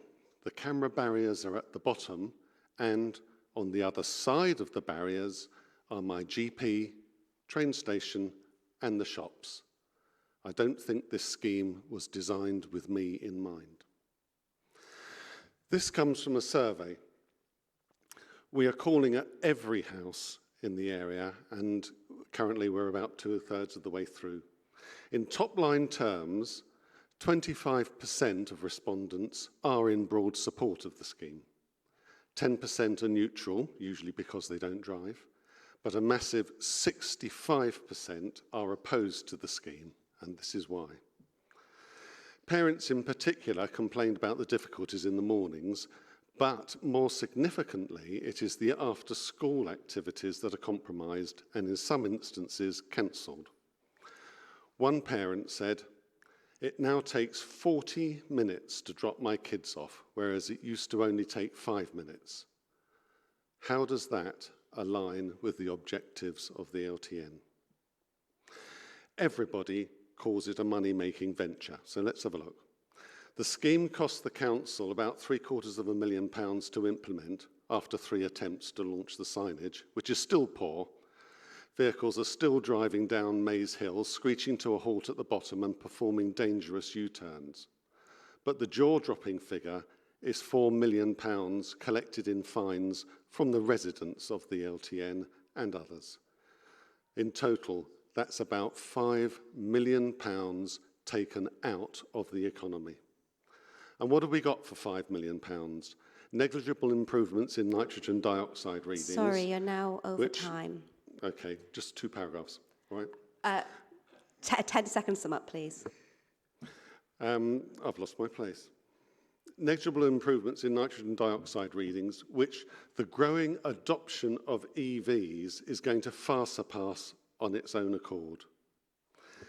It doesn't work here. And why? It's because this is the wrong answer to the wrong question. Of the 3,000 households in East Greenwich, the scheme was rejected by the majority, but welcomed unanimously by one area, which was Maze Hill. Thank you, Mr. The only issue that needs Waters. addressing is the north-south traffic. Thank you. And it needs accommodating. It has to go somewhere. It can't go nowhere. Thank you, Mr. Waters. I have a Temagin Thompson on my list, but I'm not sure she's here. Is she here? No. Matt Ginn, please.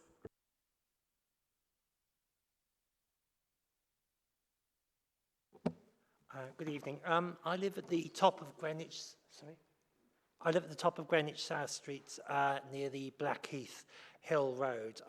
Since the LTN has come in, I've been subjected to daily pollution and antisocial behaviour. The pollution is emissions from cars idling, noise pollution, which is intolerable. That's car horns illegally beeping all the time, excessive music, shouting and swearing, and that's when I'm doing homeworking. It's absolutely intolerable, the noise, and I'm homeworking. There's then antisocial behaviour. There's no monitoring of any of this. I have to go out myself, rather than the council, to plead with the car drivers. They subject me to a verbal abuse, and they threaten me when I try to tell them to stop this pollution. There's also been increased littering, and it's dangerous to drive through traffic as well. This has had a knock-on effect of me deciding whether I can carry on working from home and just give up my job.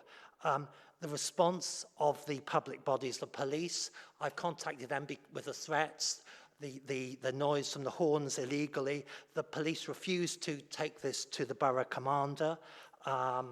And the local authority, I've actually contacted the Chief Executive's office, and they refuse to accept that noise pollution, they have no responsibility for it. And I even contacted the noise nuisance team and they refused to engage, where a local authority has a statutory duty to investigate noise pollution under the Environmental Health Act and Environmental Protection Act. And I hope the relevant director can take that on board. The Article 8 points, right to home life, that is being jeopardised and it's excessive. So have I come to the end? Yes, so what I would like you to take on board is if you feel this, I'm against this, but it should be removed or suspended, but if you are adamant it should continue, then you need to monitor these issues. I shouldn't be monitoring, going out on the street and being threatened. Thank you. Thank you. Can you just confirm where it was that you live? South Street, Blackheath Hill, Blackheath Junction there. Thank you.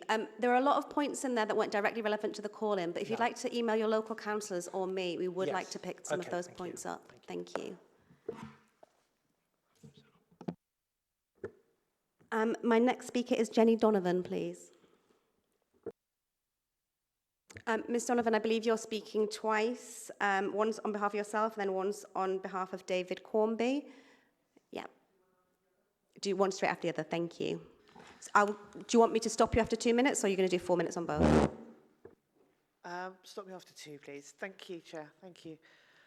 Thank you for letting me speak. I speak against the leader's decision and to challenge evidence presented in the report which RBG have relied on to justify the scheme. I will draw attention to a major issue which undermines the report and must be addressed before a fair decision can be made. Post-installation traffic counts. The report refers to meaningful and substantial reductions in traffic. The post-implementation date, ATC counts, was collected between the 24th of Feb and 16th of March, and INRIC's telematic data between 22nd of February and 23rd of March. However, Hyde Vale, a key north-south road, was closed throughout this period under a traffic order made by Royal Borough of Greenwich. This closure has a significant bearing on traffic flow across the scheme. Post-data collection is therefore meaningless, as it was taken during a period of completely abnormal traffic flow. The closure of this vital road was flagged to the Transport Department and Cabinet Member on the 6th of March. The report's assertion that the adoption is grounded in a comprehensive evidence base, including traffic data, cannot be substantiated. Royal Borough of Greenwich has questions to answer about this debacle. Is this incompetent or a lack of critical examination of the factors influencing traffic flows during a crucial period of data collection? I call upon this committee to support option 10 and remove this scheme. That's my first question. Great, and we'll start the timer again for the second one. Thank you. And this is on behalf of David Cornby. Thank you.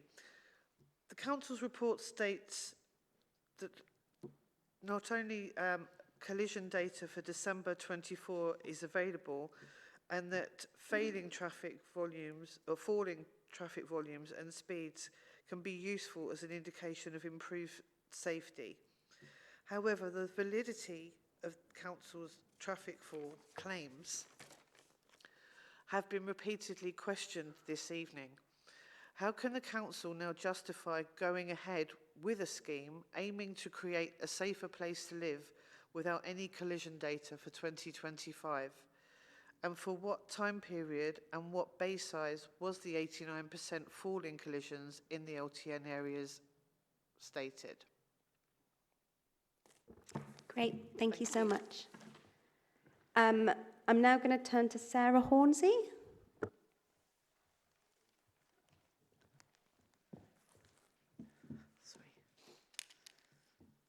Thank you for letting me speak. Hello, I'm Sarah Hornsey, speaking on behalf of Charlton Central Residents Association. We're an active organisation of 800 households, and I'm speaking against the leader's decision. I myself also live just off Victoria Way. While supporting goals to reduce traffic, improving air quality and safer streets, the LTN has had a significant negative impact on our area. We are close to Victoria Way, East Combe Avenue and Charlton Church Lane boundary roads. RGB cannot dismiss the impact on boundary roads as slight. CCRA undertook pre- and post-installation traffic counts. Our tally of vehicles recorded increases of up to 15% in Charlton Church Lane and up to 55% in Victoria Way during the operational times of the LTN. We are experiencing traffic jams, very aggressive behaviour from drivers, which is compromising the safety of pedestrians, and I experience that myself daily, and the well-being of residents, especially in Victoria Way, which has pinch points on the bridge over the train line and a primary school, Fostine Way. We also have seen an increase in heavy lorries getting stuck in small roads such as Delafield whilst trying to get to the Woolwich Road. We are appalled at how the council has cherry-picked statistics in their report and have skirted over the negative effects of the scheme. Of course, there are less collisions at the moment as the traffic just isn't moving. CCRA are not interested in mitigation measures. This is a question of social justice. How can RGB seek to improve the environment of one group of affluent residents at the expense of others who are less privileged? Given 80% of respondents to the consultation opposed the scheme, how can the council say they are listening to residents? Currently, the effects are inequitable, concentrating stress, mental health issues and danger on boundary roads like ours. The scheme sought to make our area safer and cleaner for everyone, but it is completely failing those of us who live on the boundary roads. CCRA urged the council to adopt option 10 and remove this scheme entirely. Any thought of this, short of this, discriminates against the people of Charlton. Thank you. Thank you. John Tierney, please.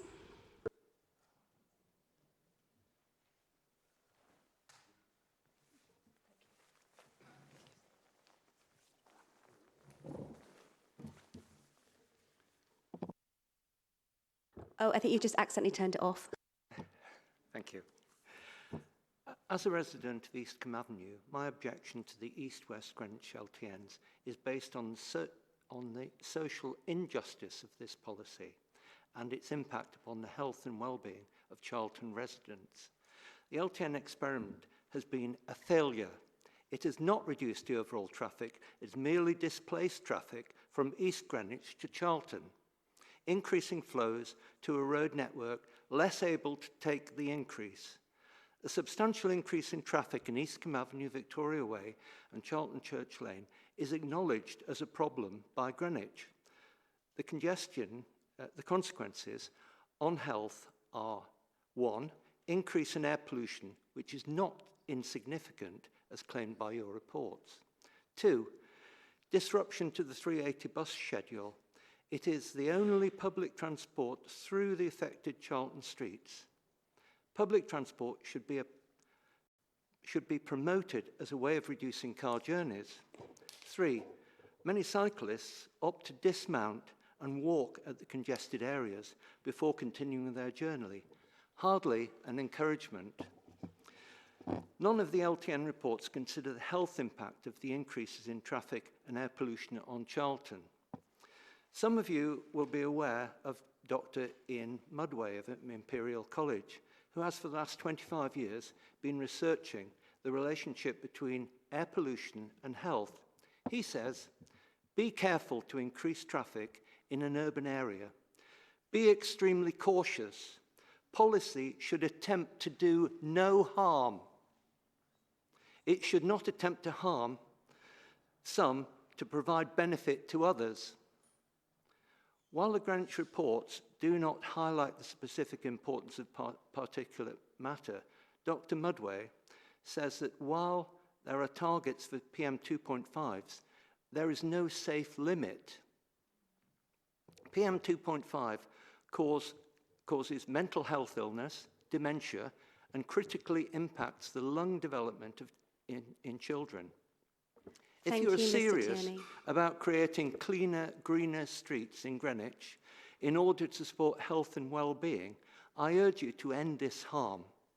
Thank you, Mr. Tierney. Inflicted on Charlton and cancel this failed experiment as proposed in option 10. Thank you very much. Have we got Emily Norton, please?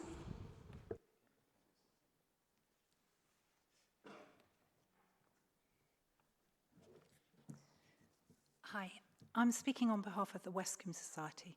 Although we support the aims, we are very concerned about the way the data has been presented, especially to residents, and some of the data this evening has been misleading. For instance, someone said 23% of people say they walk and cycle more, but neither in the residents' letter nor this evening was it mentioned that 11% say that they walk and cycle less.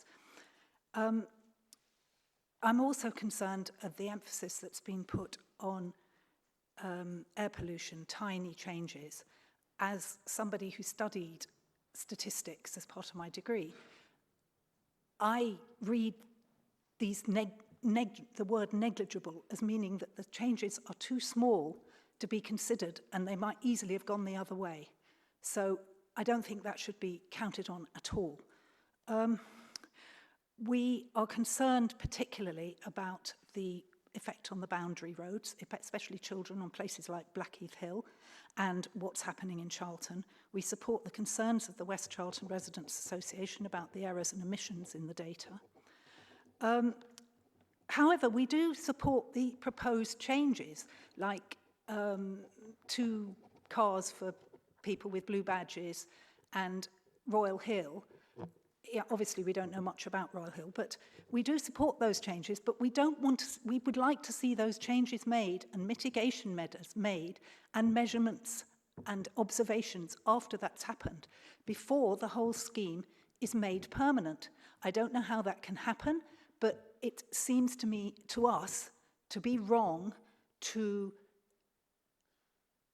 make a whole scheme permanent while there are such big problems that affect people, some of whom live on roads that had much worse traffic than those in Westcombe Park and West Greenwich in the first place. And the last thing I want to say, if you want any more information, please read the latest of our views. Please read the latest Westcombe news. I have some copies with me. Thank you very much. Can I have Lee Reckers, please? Oh, sorry.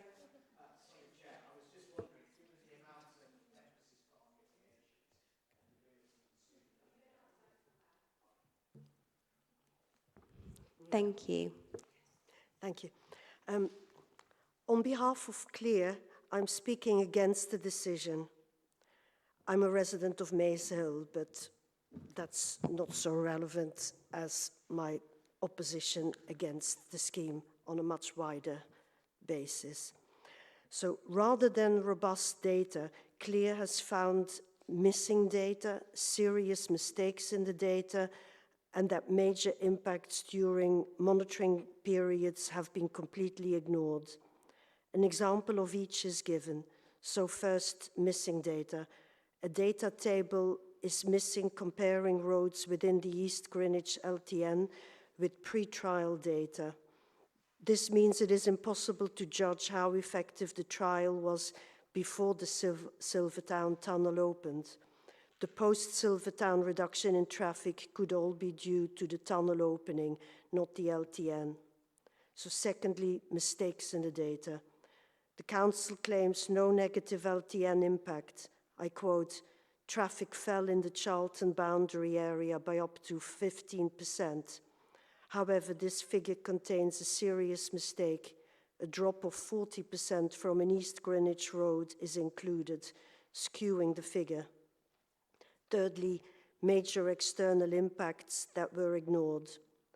Because of roadworks, traffic figures for Blackheath Standard and Charlton boundary roads fell as vehicles were avoiding those roadworks or were stuck in queues moving too slowly for traffic counters to record. This was wrongly claimed by the council to be a result of the LTN. This evidence challenges the council's conclusion that the scheme has achieved meaningful reductions in traffic volumes across the wider area. The scheme should be scrapped entirely, option 10. Thank you very much. That was the last speaker I had on my list that's present today. Was there anybody else? Sir, what's your name? I do have you on my list, but I didn't think you were here, sorry. Make your way to the table, thank you. So I didn't realise realise I had to announce myself. So I'm speaking against the call-in, and I guess one of the council's stated missions is everyone in Greenwich should be safer and feel safer, and I don't, and I don't think many of the families around where I live on a boundary road do either. So I think it's a real shame, because I know there are people who do feel safer because of this, but we don't. And that's a big problem, right, for those of us who don't feel safer. So there is more displaced traffic on the roads I live in. So my kids go to school in Sherrington Primary School, and I know, I can't speak for all the parents there, but the ones I connect with feel similarly to me. So there are 4 primary schools affected, and Faustine, I guess, is the one which seems, it's on the corner of Eastcombe Avenue and Victoria Way. I felt very sort of calm until I started talking, and now I'm getting in a bit of a muddle here. But, it's trying to work out what the mitigations can be. We don't really feel very convinced that there are good mitigations. And I guess I haven't heard anything tonight that makes me think that there are. It's all very well sort of waiting and seeing what will happen, but we see more and more traffic on Eastcombe Avenue particularly. It's not safe, and I would hate to take my kids on a bike around there. Got a bike on my T-shirt tonight. Like cycling, like bikes, like safety. It's not safe around where we live, and I think that's really important that you hear that, really. The data, I can't, I've got a background in stats. I haven't analysed the data myself, but I'm here to just talk as a parent, really, and it doesn't feel safe. So that's all I wanted to say. Okay. Thank you. There were also 2 written submissions that came in. They've been touched on, but just so that they're in the record and that you can respond to them. The first was from Eleanor Restle, and that was about the missing table, which I know you've alluded to, but I think if you could maybe expand on that, and it was also mentioned in one of the submissions. The other one was about some of the data being a bit skewed because Hyde Vale, one of the 2 key north-south roads within West Greenwich scheme area, was closed to all traffic throughout the dates on which the post-implementation data was gathered. So if you could speak to that, that would be appreciated. And also, just very quickly, I'll just sum up the key areas I would like you to come back on. In particular, I'm sure there'll be others as well. I think the impact on residents with mobility issues, I think is a really key point that was brought out.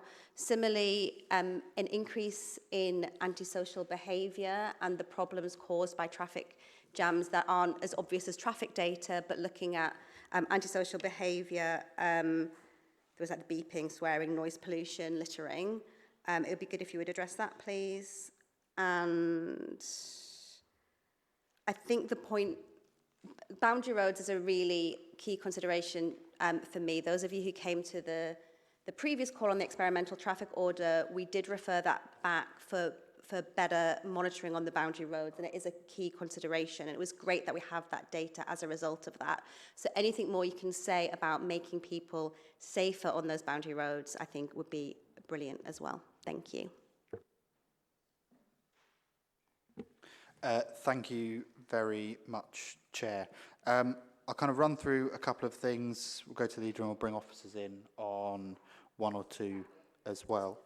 Yeah, sorry. It feels a bit strange trying to talk to some of your points with the back of my head to you. Sorry, I probably am mainly going to be slightly back of my head as I look at my notes as well to make sure that we cover things. On the points that, on the points that you've raised, picked out in particular, Chair, residents with mobility issues, that's in particular why we've proposed one of the amendments is to increase the number of blue badge entitlements. It was recognised that a blue badge entitles you in any vehicle. Most people often have more than 1 vehicle. There's been an exemptions panel in some cases, but we want to simplify that to make it easier. I have residents in my ward who have elderly parents who live within the area who've been able to get one of their vehicles exempt, but not their sibling who also helps with some of the care. That's exactly why we've proposed that change. I think it's also important to note when the scheme was launched, we also had exemptions for carers, for organisations involved in moving disabled people and those with mobility issues. So that would include organisations that go out with buses to bring old people in. The Deptford Mission in my ward, for example, would qualify for a permit under that, who bring older people from across the borough in for company, food, etc. Antisocial behaviour from traffic. As that's not a directly traffic-related issue, it's harder for me to make firm commitments around that. Some of this will be picked up in the police report and at our Safer Neighbour panel meetings, which cover West Greenwich, which it's the same, it's the same area as the gentleman who spoke. Sorry, I got most people's names, but I'm really sorry I didn't get your name.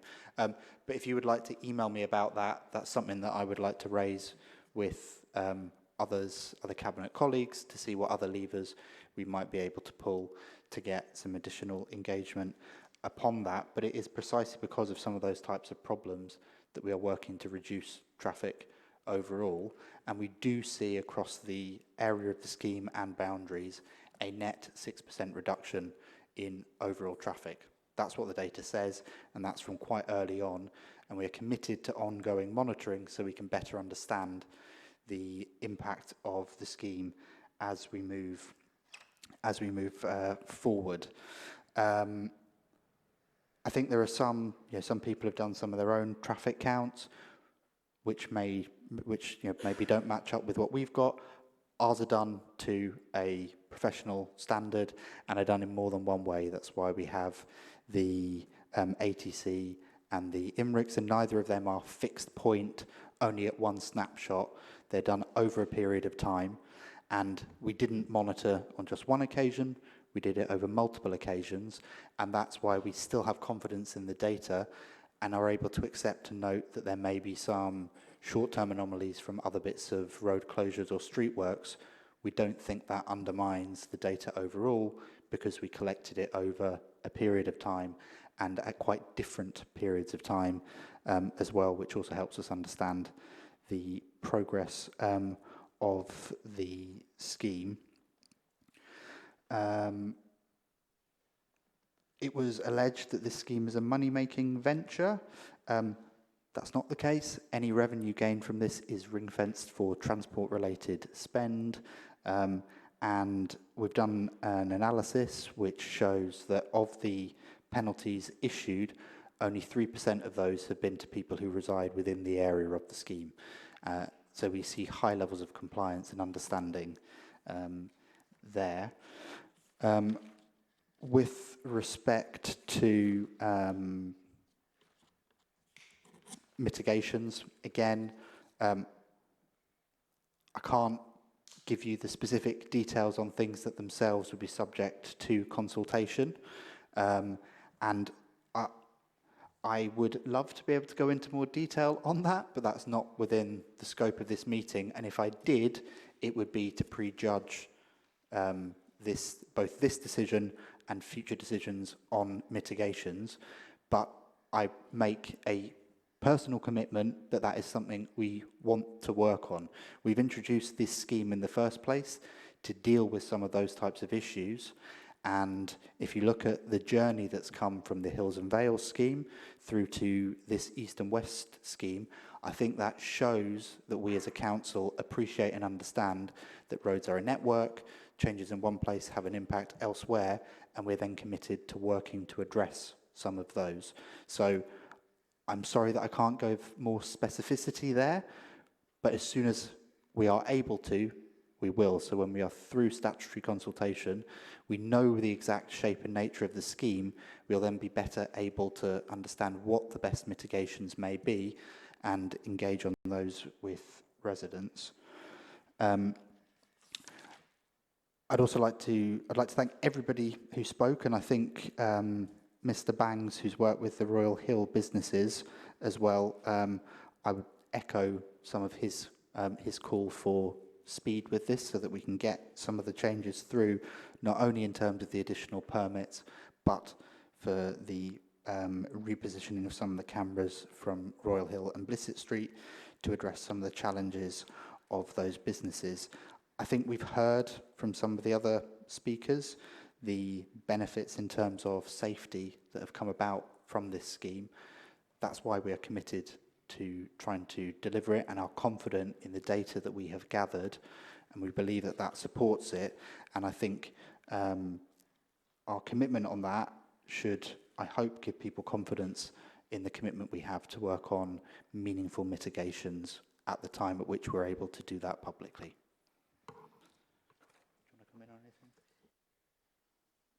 Thank you very much. I think Councillor Brown has highlighted most of the points. I mean, just hearing from residents on this particular issue speaks to me about why we're here and the more work we need to do in engaging with them following this decision, and quite powerful stories about feeling safe. And that's the work that we've got to do.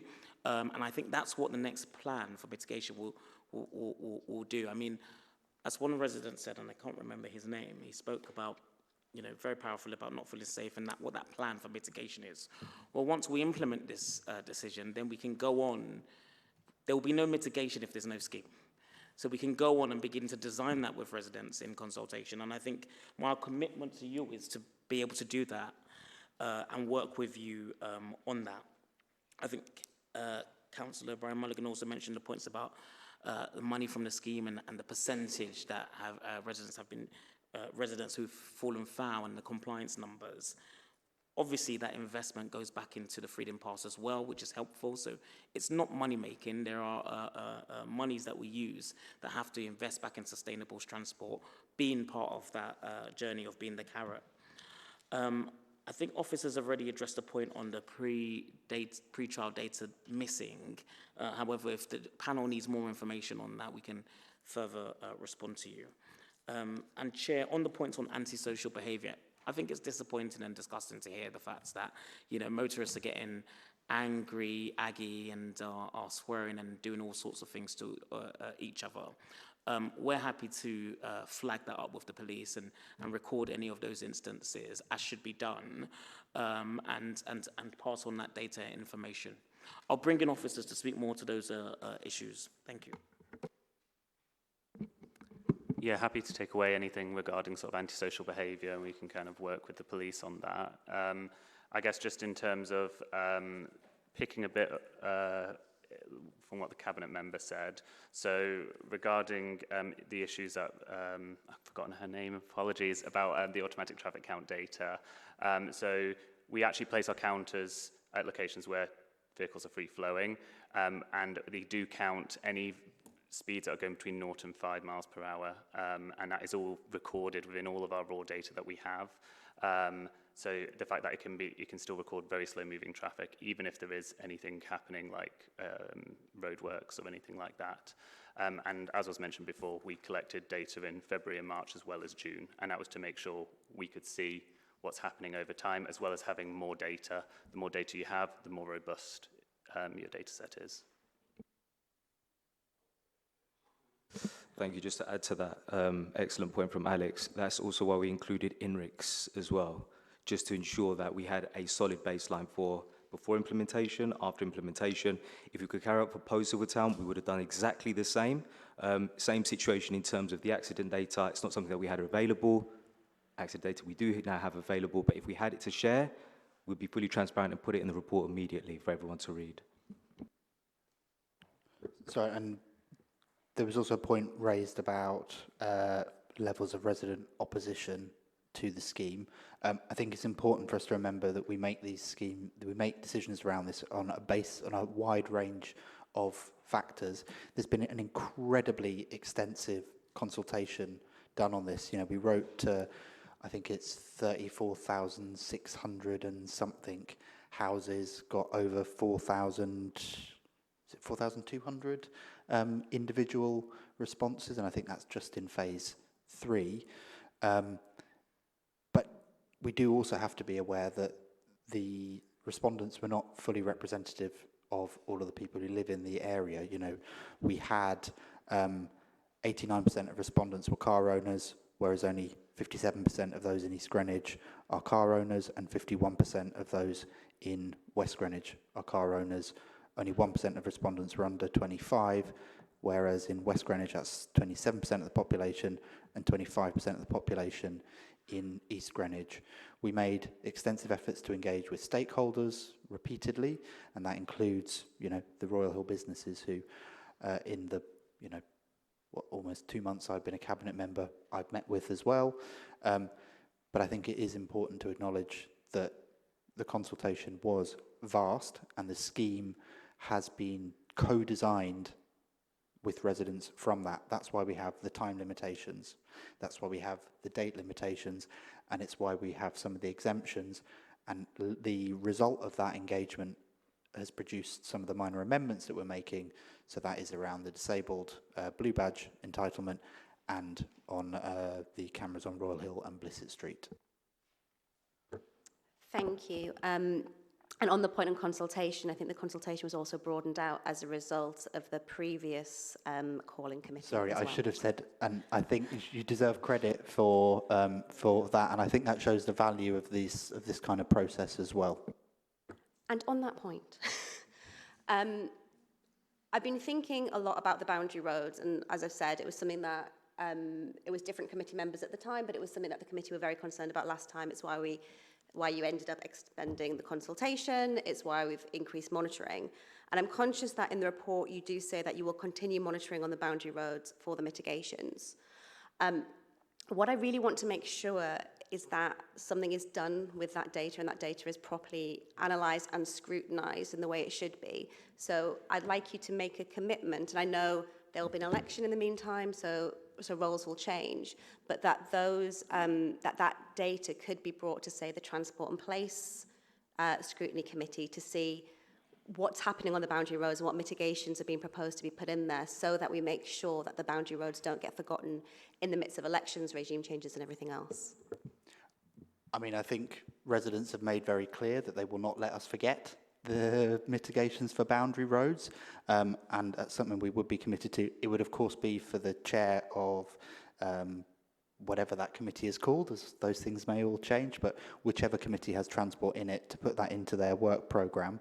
But I think that would be a very valuable thing to be in that work programme.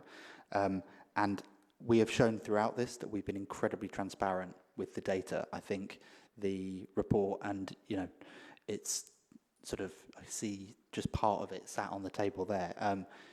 We have been transparent, and we will continue to be transparent with all of the data, and continue monitoring as long as is appropriate and required. And Chair, we are up for that level of scrutiny. One caveat to that I would ask is obviously continual monitoring of boundary areas, but also subject to the consultation and mitigations that is agreed, monitoring of those further activities within a future decision that we make. And again, 6.4 of the initial decision report outlines kind of some of the types of things that we were looking at in terms of mitigation immediately. Thank you. I'd now like to invite the signatories to the call-ins to come forward if they want to make any final comments. I'm conscious there's 2 chairs and 3 of you, so you can take turns.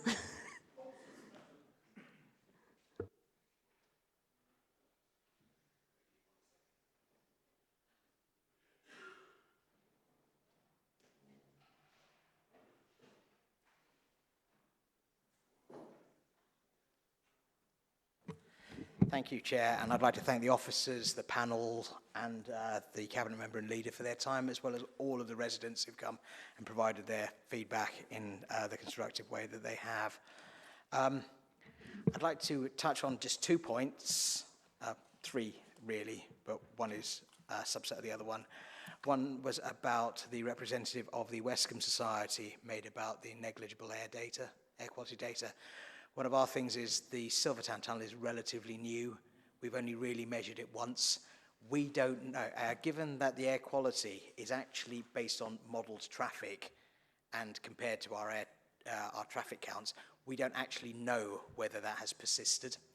And given the tiny, and I don't want to use the word negligible again, I think the point made about statistics and how much that can change. So all of those 39 positives, given that they're in the order of sometimes 0.1, 0.2 of a microgram per cubic meter, could just go the other way. You could have 39 going the other way, and you'd have to apply equal weight to the negligible negative effect as to a negligible positive effect. So that was my first point. My second point was around the mitigations, both for the shops in Royal Hill as well as in Charlton. Now, it is my understanding, and I'm sure Alex can confirm this, is that actually the terms of the experimental traffic order allow a change to be made, followed by a period of consultation on that change. So it is my understanding that we can actually make that change to the shops on Royal Hill tomorrow, and then monitor that for a period of 3 months, and then come back and revisit this scheme. Or we could have made it at any point. Now, the Royal Hill shops, as John Bangs has pointed out, isn't a new issue. This has been going on for ages. So to claim now that this creates some sort of imperative for it is somewhat misleading. I think the other thing is in terms of Charlton mitigations, I have been raising things like the 380 bus route turning into Eastcombe Avenue that Councillor Gardner mentioned. Both of us raised that right at the beginning of the scheme as an issue. And again, those things could have been done. So to actually say, now we've suddenly got this imperative, I think both of those changes, I'm not sure about the 380 bus, that might take slightly longer, but certainly the Royal Hill changes could be made instantly. And lastly, the point I wanted to make was, and I did steal my line somewhat, I think any commitment that any councillors make tonight can only really be reliably considered to be valid till next May. So I think in terms of what my residents would like to see is by taking advantage of the extra time that we'd need to make the Royal Hill change straight away, bear in mind that would be quicker than going through the statutory process, is that we could actually come back and, whilst not prejudging anything, at least give us some sort of taste of what we can do. Because we've talked to people who are experts in this area, and they say, actually, I can't really see what mitigations you can do other than, you know, close off a whole load of parking bays or turn this street into one way. Just knowing that would give us some sort of reassurance. Thank you. Thank you. Councillor Rhymes? I will be brief, I promise. This is a plea, really. If this is a pivotal moment, and I agree it quite possibly is, we do need to get this right for everyone. That means the residents of Boundary Roads, the people feeling unsafe in their journeys now. And, you know, whilst, you know, I absolutely appreciate this is a deeply complicated scheme with many, many elements, I do think looking at what we've been referring to as mitigations, but could quite conceivably have been predicted as necessary actions on boundary roads, need to be considered as things that need to go in first, not last, because we know that traffic, at least for the course of the scheme, has to go somewhere. And so why are we not considering those residents living on the roads that are going to be most at risk as the principal people who need help, need protection when we design these schemes? Thank you. Thank you. I'm going to ask Councillor Davis for any final comments, and then you have a right to respond before we consider our decision. Thank you.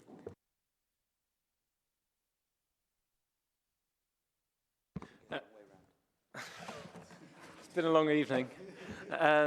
Thank you, Chair, and thank you also to the Leader and the Cabinet Member for being here this evening, and to all the residents who've made an effort to come and ensure that the views of their community are heard. I echo what the two previous councillors have said, and the only thing I really wanted to address was on boundary roads, the discussion we had around Blackheath Hill and the impact on air quality. We discussed that it was potentially by roadworks, but I think that actually just goes to prove the point we were making all along, that if there isn't sufficient resilience to deal with roadworks on a road that the Cabinet Member himself said frequently suffers from different works, from different issues, if there isn't sufficient resilience on that road to deal with that issue, then this scheme doesn't work and it isn't sustainable. Thank you. Thank you. I'm just going to turn to the Leader and Councillor Byrne-Mulligan, see if there's anything they would like to say in summing up. Yeah, shall we bring in officers on the points, just briefly, more of a sum up, because obviously there was a recommendation on from a legal position on changing the cameras now? Obviously, there's a basis for that. It's not really relevant to the grounds of the call-in. Okay, fantastic. Glad that you've done that. First of all, look, I mentioned earlier in the beginning about this being a pivotal moment. And as a panel, you can be part of that pivotal moment. I think we're on the right side of history, particularly to deliver that moment. And that starts with the change that we've talked about earlier on and our ambition to reduce air pollution. And I think the discussion here has been really robust. I want to thank the councillors who have brought this challenge forward, because actually it helps us think about how we go even further, and the residents that have contributed today. On the specific point about mitigation being in first, mitigation comes after impact. And obviously, we can only respond to that impact via mitigation once we notice it and see it. And I think officers can speak to the point about why we are looking at this afterwards than just throughout the scheme of what that looks like. And the scheme does still have a journey. Lastly, I think you've heard the commitment here from us today between myself and Councillor O'Brien Mulligan about continuously working with residents on the next steps and working with ward councillors, and we commit to doing that today. And just lastly, I'd like to thank Councillor O'Brien Mulligan, who has brought a real fresh perspective to the brief and taken up a very difficult job at a difficult time.